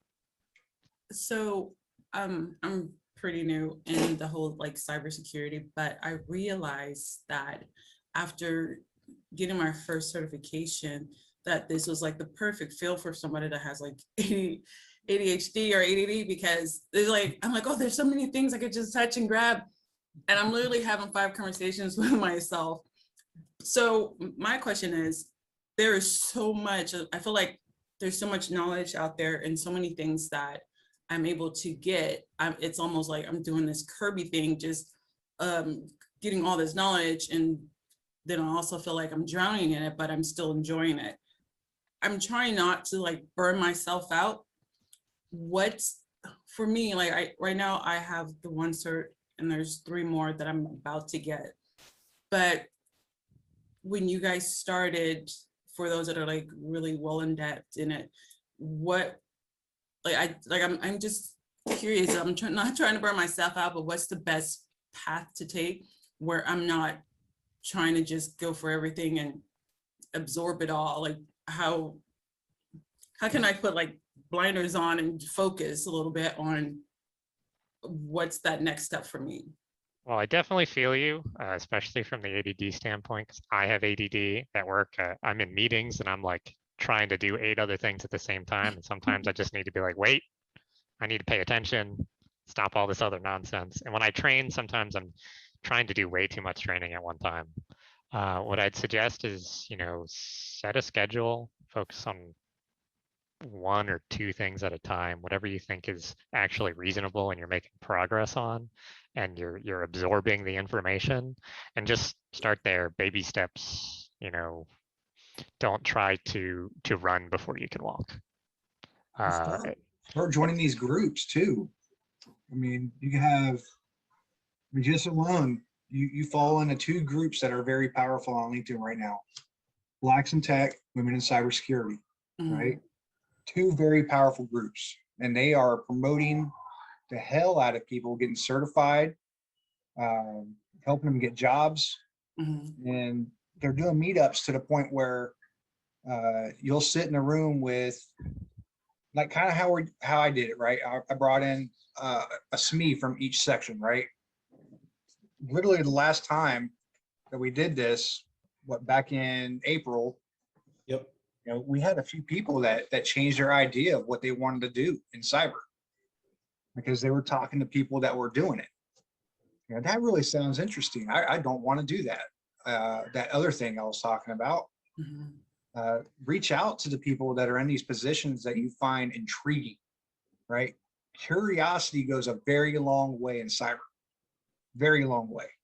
And that's how you build, like Joe said, your 2-year, your 5-year, your 7-year, and your 10-year plan. Curiosity. What is going to be a passion that's going to drive you to continue forward, right? Because if you look at Mandiant FireEye, I use them as an example because they have a ridiculous amount of customer service representatives. They're global. They're in 267 countries. There's like only 278 countries in the world or something like that. So they have, that ability to say, hey, you get smart enough on our product, we'll lateral move you quick, right? Because we want somebody to come back in and replace you as soon as possible because I want you working on the next thing. But target these places, hit Splunk up, find a couple people that are, Splunk masters, get on their Slack channel, network with these people and really figure out, am I burning myself out trying to learn A+?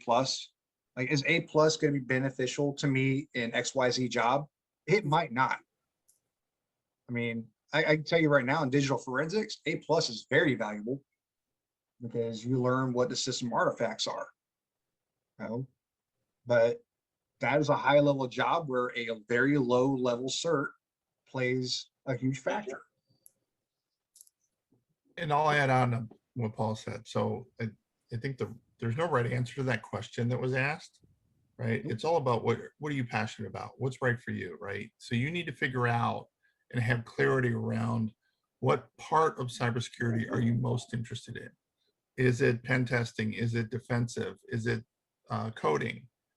Or is it risk analysis? There's the field's really wide. You need to narrow it down and focus in a particular area, and you need to decide what's right for you. But if you're not sure, to Paul's suggestion, talk to a few people that do different things. Find out what may interest you, and then try it. Some people try it, don't like it, and they change directions. Some people try it, love it, and want to focus there. But that's really what you got to do. Certifications are interesting, and a lot of them are broad. But until you find what you're really passionate about, they may be leading you astray. I didn't think when I left the Army, I would be an expert in maritime offshore cybersecurity. I can promise you that. I didn't even know this whole world existed that I am almost 10 years deep in and towards the top of. Like, you start learning what else is out there and start asking people. Paul did an amazing job bringing crazy specialized people together with people who have no clue what's out there. No offense to anybody I might have offended. But talk to people one-on-one if that helps, and see what all is out there, because if you've got charisma that's actually a skill set. Cybersecurity is at least, I want to say 50% sales.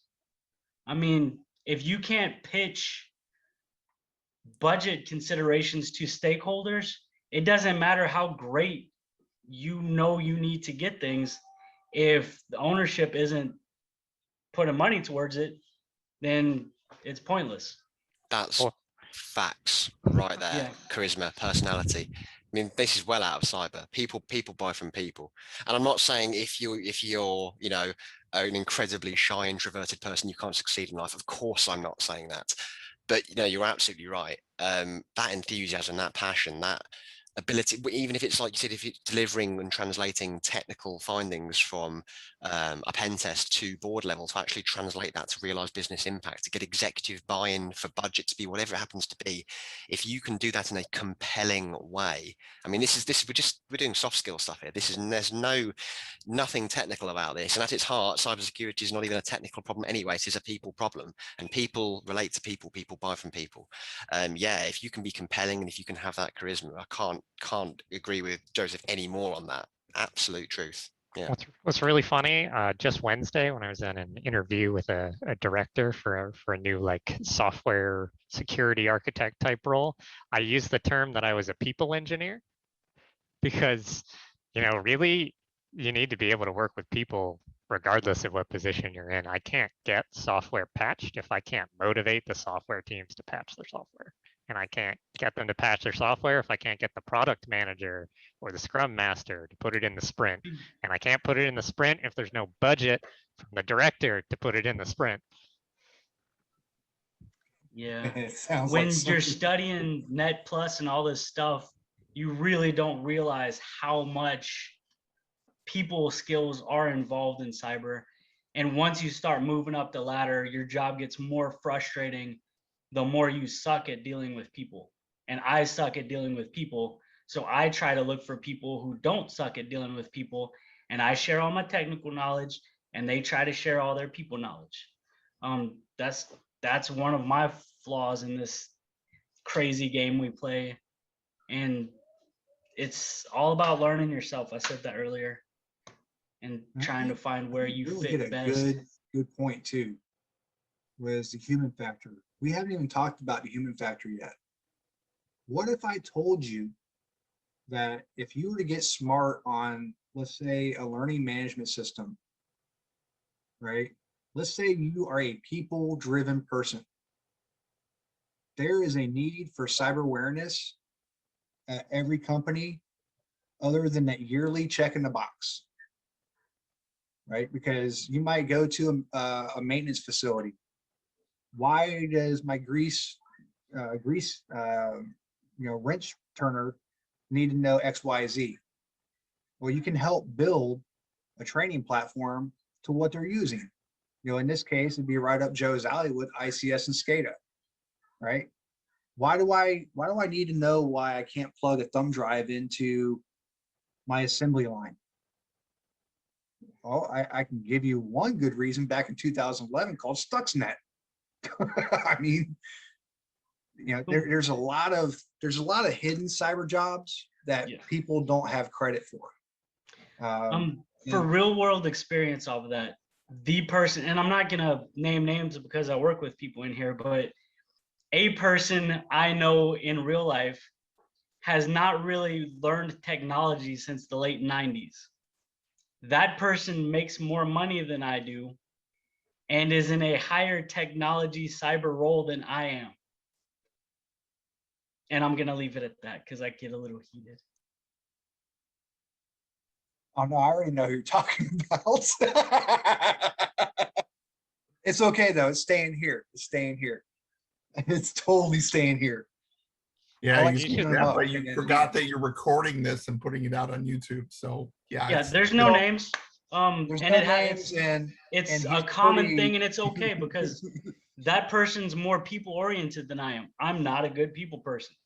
I really am not. And if it comes off that way on here, that's because there's no people in my immediate vicinity. I'm talking to my computer. I can do that. If there's actual people in here, I'm not like this. And in cyber, And maybe 50% is an overestimation, maybe it's an underestimation, but I'd put at least this job at being halfway. I know I'm never going to go past a certain level because I don't have that charisma or that people engineering skill set that's needed to become that level. And that's okay with me. I like the tech. I know where I fit in to this puzzle. And as people are starting out in cyber and they see the well-marketed jobs like SOC analyst and pen testers and stuff like that, they don't realize that there's just so many pieces to these puzzles that is the armor for networks and companies, that maybe you're not as good at subnetting and things like that, but you are good at selling and understanding software that you're selling. So yeah, I'm gonna let other people. I mean, you then can I'll definitely use this- move further if you're not like a huge people person. There's always room on teams for that guy who keeps to himself and is just a savant in his particular thing. It's a matter of having a good manager or good team leads that know how to utilize you and not be putting you in positions where you're not going to excel or you're not comfortable in. I mean, they should still put you in positions where you're a little bit uncomfortable so that you're still growing, but you don't take the shut in who doesn't talk well to people and make them talk to the CEO or the board or anything. 100%. And at the risk of just confusing everyone now, there's a TV series called The IT Crowd, which all the Brits love. If anyone's seen that, there's a guy in that called Richmond. And Richmond is literally this kind of creepy, almost emo looking guy who just like sits alone in a dark room and like melts at the sight of natural daylight. And if you could, and now he's not like some super hardcore code or anything, but to use that as the metaphor, if you're one of these people who could, you can write 0 days in a number of languages across a number of architectures and you are that person, that's fantastic. But you can't put that person in front of a client or a board or anyone. There's still a place for that person. And that shouldn't be defined as a negative. I'm very glad, Joseph, you said, well, I'm not glad you sort of said what you said in terms of context, but when you said there's a limit that I won't reach necessarily because, I know where I can get to, that's not a negative. And when you take that sort of pragmatically and holistically, that's kind of trying to define success, and success is subjective. It means different things to different people. You've made it. If where you need to be is where you are and you can, there's always someone who can go higher than you in something, but it shouldn't be an inhibiting factor. So be happy with play to your advantages, be happy with what you're doing and where you're going. Yeah, one of my favorite people at our local. Wine. Go ahead. That's all. I mean, I can talk all day, but what I'll say is, one of the people at our local security meetup, he's this insane savant when it comes to reverse engineering software. You can reverse engineer and fuzz just about anything. And when he gives presentations, I'm like, I have no idea what this dude is talking about. And he's not the biggest people person because he'll drone on about, how he can do something in like 5 less bits. And how he can encrypt an entire hard drive or write ransomware and do it in assembly. He'll write the whole thing in assembly and he'll drone on about it. That's a person I need on my team. I just need to be able to speak for him when we need to present the material he builds for us to the board or to the directors or to our client if we're doing an engagement You or just anything need to like make that. sure he's kept on a short leash, on a short chain, and not too far away from it. We just don't bring him to the meeting. Exactly. Or we have him in the meeting just so he can listen and then message me, and then I speak. I translate what he's saying into director speak. And every now and again, you throw him like a half-eaten bagel or slip him a coffee just to make sure he's well fed and watered. Snickers, don't shoot me. He's there for the free food. It's actually factual, like NSA. You forgot the Cheetos and Hot Basement Pockets. level NSA, they call them wall walkers. It's a real term. They're called wall walkers because they're so socially uneasy around people that they will literally hover the wall when you're walking down the hallway past them. And then they won't even give you eye contact at all. One of the stories I had was my first trip to Ellison over in Fort Meade, one of my tool developers took me down to the sub basement, past the basement. And they had this guy, I want to say it was Gerald. He had this thing where he went on a daily walk. He walked up 2 flights of stairs and he counted every step he did. And my buddy Brandon's like, watch this shit. So, oh, what's up, Jerry? He looked up and was like, shit. He had to start all over.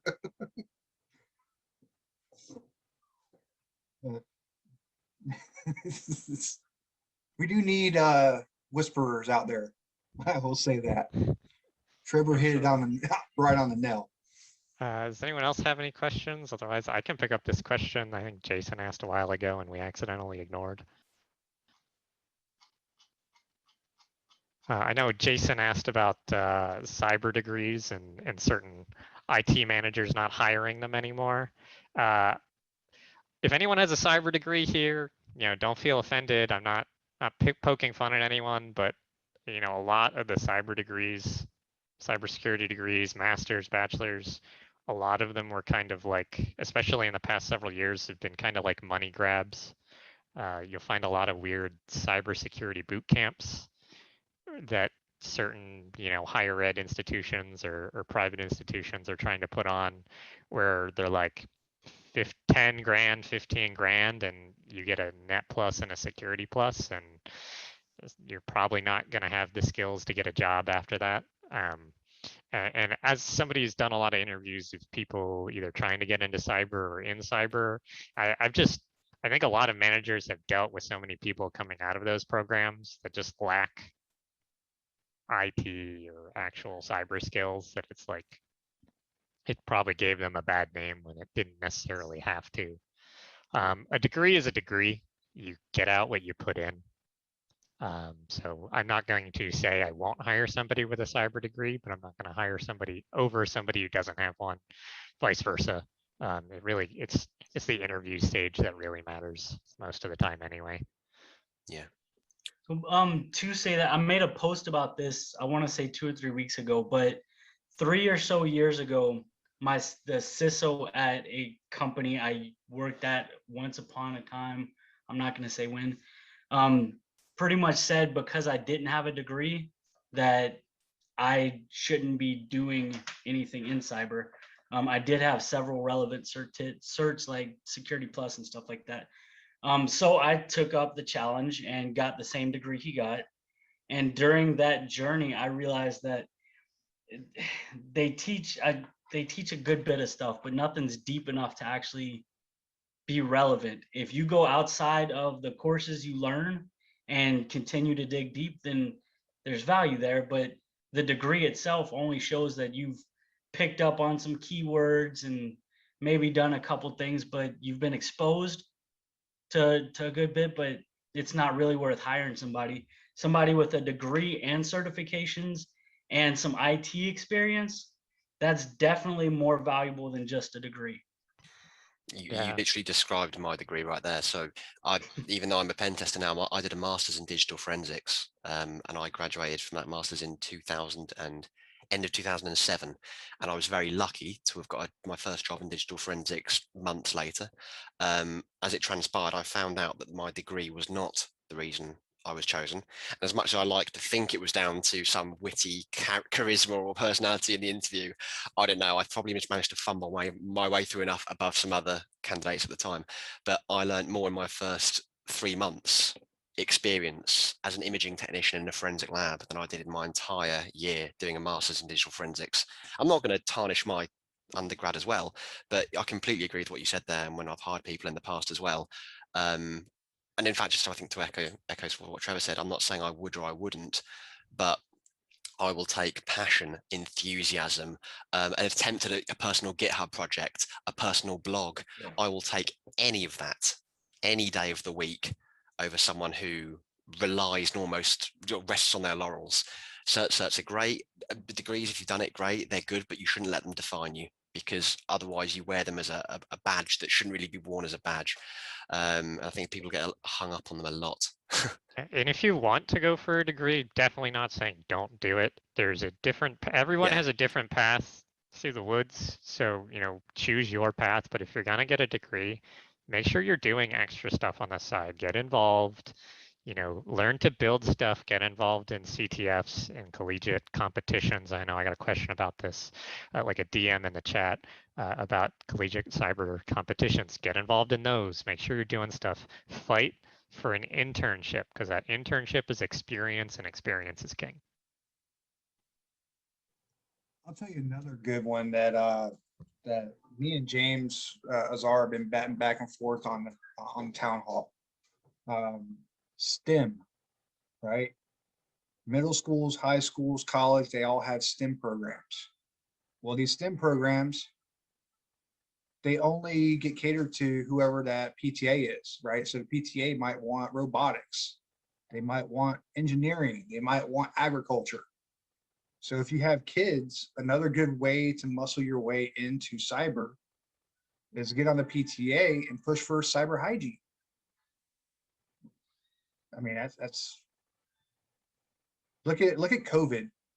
They handed out how many laptops throughout the United States for all these kids, when we could have trained them and trained ourselves at the same time by having the schools issue out Raspberry Pis and teach them a valuable skill to build a computer for them to use and really, you know, secure the next 20 years.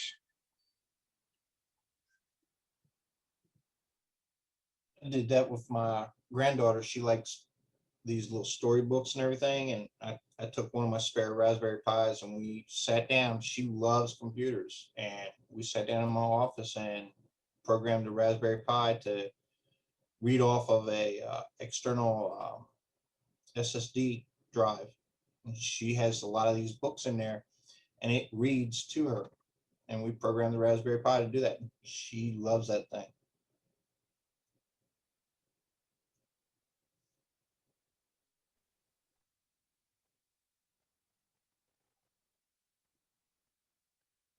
Jeremiah, your kid, you able to talk now? Or you still got the baby in the lap?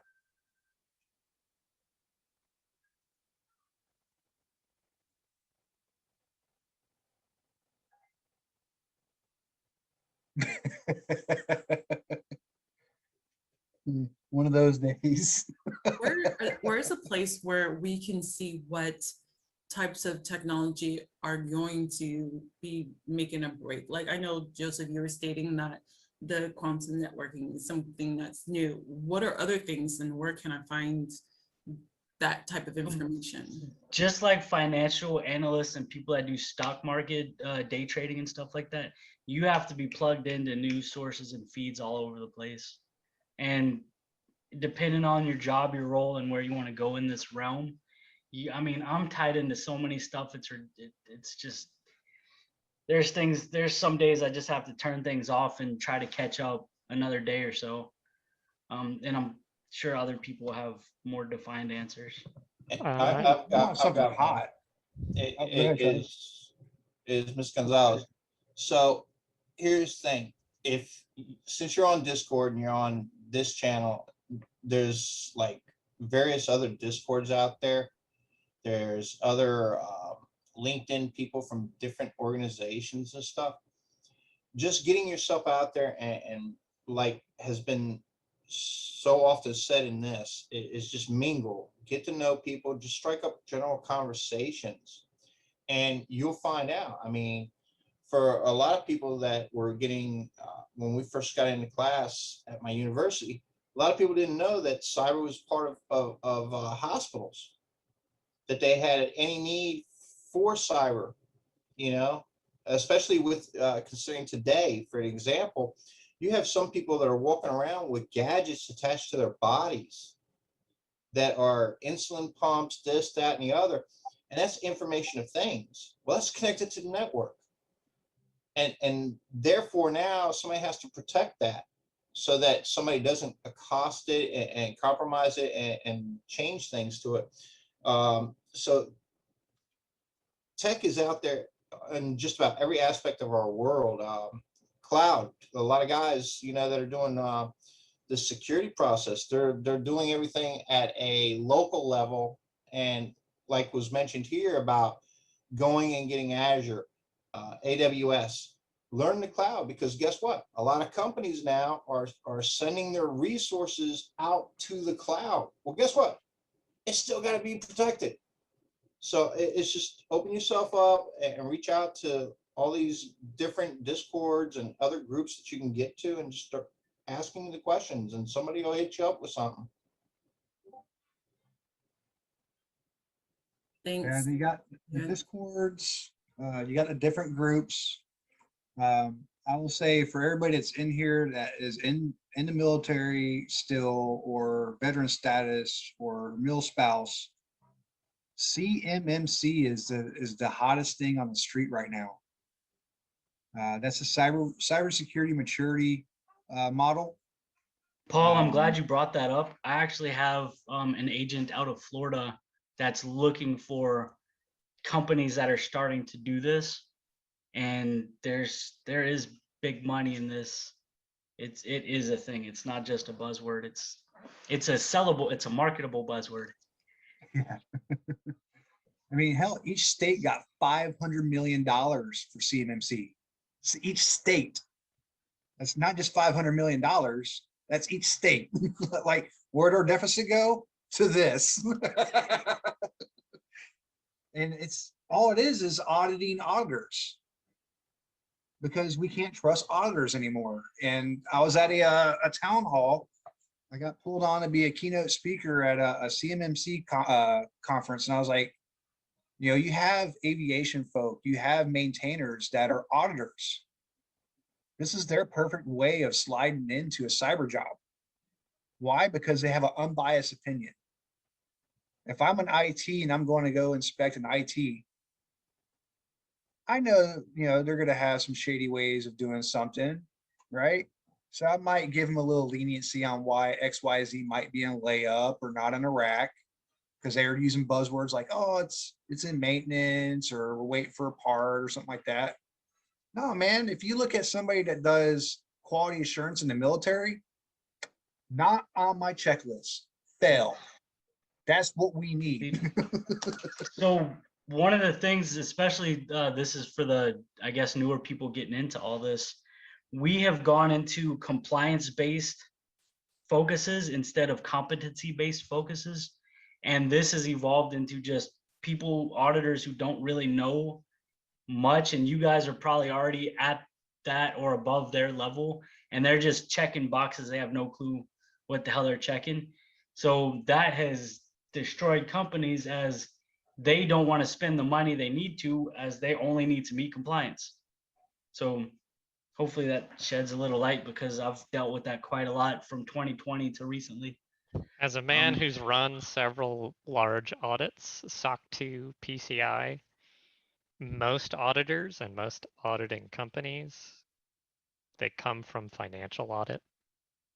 Deloitte, Protiviti, KPMG, a lot of these big firms that do a lot of auditing and cybersecurity or finance, their financial people audit, they're all CPAs, and then they move over into IT audit, because it's effectively the same thing, except it's really easy to convince them that I'm being compliant when I'm not, because I don't know that I'm BSing them. That is 100% valid. Not that I BS any of my auditors. Uh-huh. This is being recorded. No, but what you give them is what they ask for, whether they ask the right question or not. Yes, you always give them what they ask for, even if it's nonsense. And what you'll find a lot as you live your cybersecurity career is, if you ever deal with clients and their vendor security process, they're going to give you a questionnaire. They're probably never even going to read it. They probably don't understand what you put on the form. That second point is more valid than anything else, right? They're not technologists. They don't understand how to, they can go get a CISA, They don't understand how to apply the theory to practicality and what it really means from a risk management perspective, and how you do risk rating, how you really do good assessments on your technology and infrastructure. And that's the biggest gap that I've dealt with in auditor, in working with auditors, and even dealing with some of the federal auditing agencies, you know, the regulatory commissions, right? There are not a lot of technologists on there because they came from other parts of auditing, predominantly tax and financial.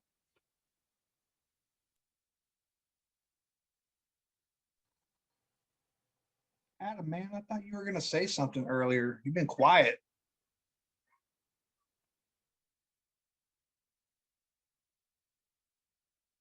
You're putting them on the spot. Heck yeah, I am. Yeah, I'm listening. It's bedtime routine for the girls, but I've taken in a lot of information. So I've been messaging a few people. So, but I know. Hold on. But yeah, it's I definitely like this information, and I'm really overall I'm in transition, and I feel like I'm burnt out, honestly, like burning the candle at both ends. I'm doing so much, and I'm like questioning myself, like, am I in the right direction? You can hear my daughters. Dorothy, it's okay. Adam, Okay. I'm gonna throw this out there. Anybody who's seen my LinkedIn knows that I don't just do cyber. About 2 years ago, I started to get into farming and started taking everything I learned from IT, technology, cyber, and started my exit strategy so that in 5 years, hopefully, I can just be done, because I know I'm gonna reach a point where I'm not gonna want to do this. And that's one thing I advise everybody who's getting into this, is to start to look at your passions and hobbies outside of IT and start to develop an exit strategy while you have plenty of time. Yeah, I mean, you're absolutely right too with the burnout. I mean, I met it, between October through May.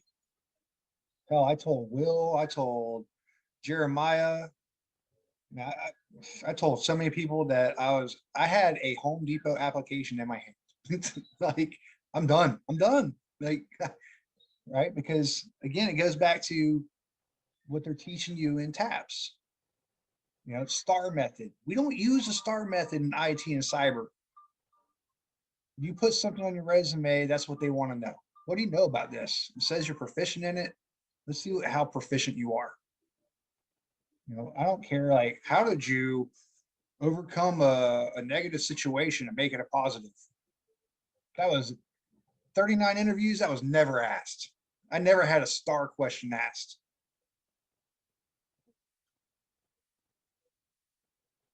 Yeah, I totally get that.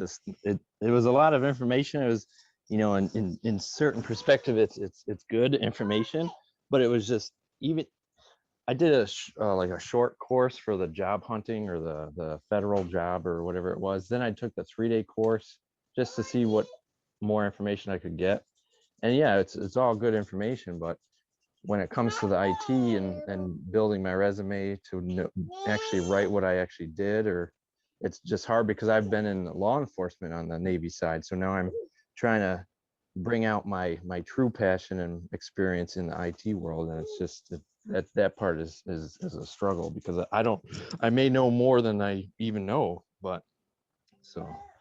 Steven's got a template, like what we're talking about from TAPS. They have you do this resume and this, that, and the other. They don't even try to teach you how to reword everything, because we're used to doing military speak, and a lot of these individuals that you go out to don't understand half of the terminologies and acronyms that we all commonly use. But Stefan has a template out, and it's on a GitHub. I'll look it up and I'll post it if I find it before this is over. But it's a good example of how to build your resume. And the other thing is, there's a couple of resources that are out there that convert your job description or your position into civilian speak. And that's some of the stuff that they don't teach in these tabs. That's why it sucks. Yeah, the main thing is, like someone said, sell yourself on the resume or interview or whatever. That's the struggle that I have. Like, even though, you know, I think I know a lot, it's just trying to apply to something that's like good for me and good for the growth in the career I want to go down. Well, maybe do some practice interviews, to be honest. Find some managers and Yes. just see if they'll let you do practice interviews, you know. Yeah, Or so just a that's one of the friend. better and- Roddy. Canderful on speed dial. Yeah. So I went through Canderful for their 3 practice interviews that they give out for military. And again, star method, right? So I posted back in March that I was just sucking at interviewing, even though I went through Hiring Heroes and Canderful, and I was still sucking. Well, Pat Hubble, the president of Canderful, took that as I was making a negative comment. And when I talked to her, I was like, no, it's not a negative comment. It's like Jason said, you know, you get to the point when you're in an interview, you've been studying their company, you've been learning everything about them and about the position, that you get scatterbrained when you get asked the first question. You know, it's, well, damn, man. Well, I'm trying to think of the answer that you want me to say, and you're not being true to yourself. So Pat Hubble took it a pet project when I said that, and she lined up a bunch of people that are in tech hiring manager roles, and we sat down and did a panel as you would in a cyber panel interview. So, you know, if you're running into that issue, you know, let us know. We know people that, hell, Jeremiah has even offered, you know, a couple of us to do mock interviews with people. You know, it's, interviewing is definitely an art that takes a long time to master, and I still haven't mastered it. I lucked out with the company that, you know, I'm glad that I came on board with Joseph. They, you know, this is a like, I don't know, it was like I landed on Mars because they asked me 2 questions, and that was my interview. What's your passion? And if you could wake up tomorrow and be the master at a specific domain in cyber, what would it be? I was like, damn. So they really did a critical thinking question on that one. Was that your answer to the question? No, I said OSINT. If you can control OSINT in cyber, you can control cyberspace. That's Why why are I you not chose working on the OSINT. project I'm working on? Because we should probably have so, hey, Hang on. a signal conversation. When me and Alex Control got interviewed, OSINT. You can't control OSINT. huh? No, I said you can control cyberspace. Oh, okay. When me and Alex got interviewed, we both got interviewed for ICS, ITOT. But I think because your project is already in so much swing, that's why they're like, hey, you're going to use your build a SOC knowledge and your DFIR knowledge to help move this project that got curtailed by COVID. Yeah, we should definitely have a signal conversation or something offline from Yes. here, away from here. Well, I should be in Baton Rouge? Yep. Yeah, I'll probably end of that's about July. 3 hours from where I live. I'll make the drive. All right. Yeah, because I think me, the wife, and the kid might take you up on the offer with the guest house. Okay. Yeah, that'll be fun. Yeah, because we're gonna go out and we got to evaluate that forensics lab that started but never was. So we already threw them probably a couple $100,000 worth of equipment and software that we need, if they want to be a certified US cert qualified domain.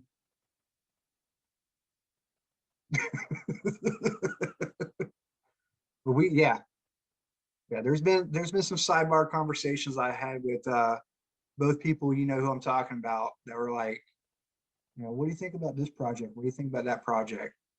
And then one of the ones that I mentioned, I dropped your name on 2 days Oh, ago. this is recorded. I know. Okay, just double check. No, I'm just saying, I dropped your name on it. Because, you know, I got asked and I was like, can I bring it back up? Right. It's been a long time since I've touched ITOT. And the last time I was on a ship was 2019. So I was like, I want to have somebody that's currently working on it to come out and give some backup. And then Jeremiah, Cool. I threw Jeremiah's information to them. Yeah, there's actually quite a few people in this that have been on today that we might want to pitch, but different conversation for a different place.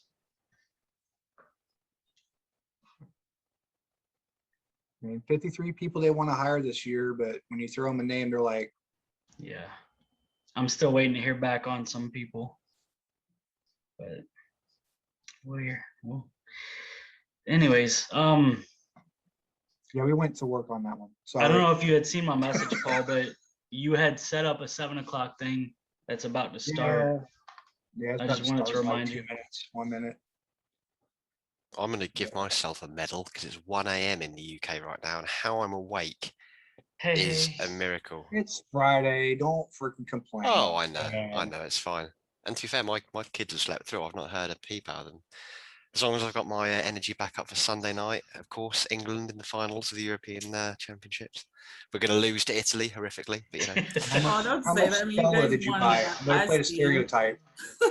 What has it been like? How many years? 20 something? We haven't been in a final since 1966, I don't think, for a major European Okay, so a lot championship. more And that years. was, oh hell yeah. This is literally like, and I don't even really like football. I play and follow basketball. So I'm like a proper minority in the UK.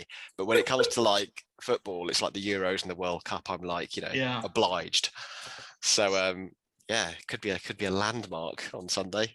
I mean, it won't be, Like but that, fingers even crossed. Jason called you out. Where's your pint? I know, right? I know. I'll have it in hand. I mean, Sunday. I hate to go, you know, so negative, but COVID did a number on Italy. I'm just saying. Yeah, that was dark. I'm gonna go back on mute. That's why I'm not a people person. Yeah, I'm not. He's I'm the not. one I'm that not brings like buying it. all the stats on like He how trolls this, it. this, and that. I'm not By buying the it, way, Joseph. everybody, these people died, but just go on. I'm not buying it for a second. You're awesome, and I think, like I said, you got some great. There's some great comedy lines you've got there. I think we could make an actual like like a stand-up pitch. I think we could work on this. It'd be fantastic. just to clear up Jeremiah's lies there. I do drink tea. I live in England, of course I drink tea. I just prefer coffee. And as I've said before, and I'll say again, as a hacker, Oh, it he is prefers it's coffee medically over proven. As a tea? hacker, it's dangerous to let the levels of blood in your caffeine stream get too high. So we need to make sure you're continually topped up. Usually 3 black coffees before lunchtime, and then I let the rest of the day just sort of peter out. So dropping the coffee stuff, I had to switch to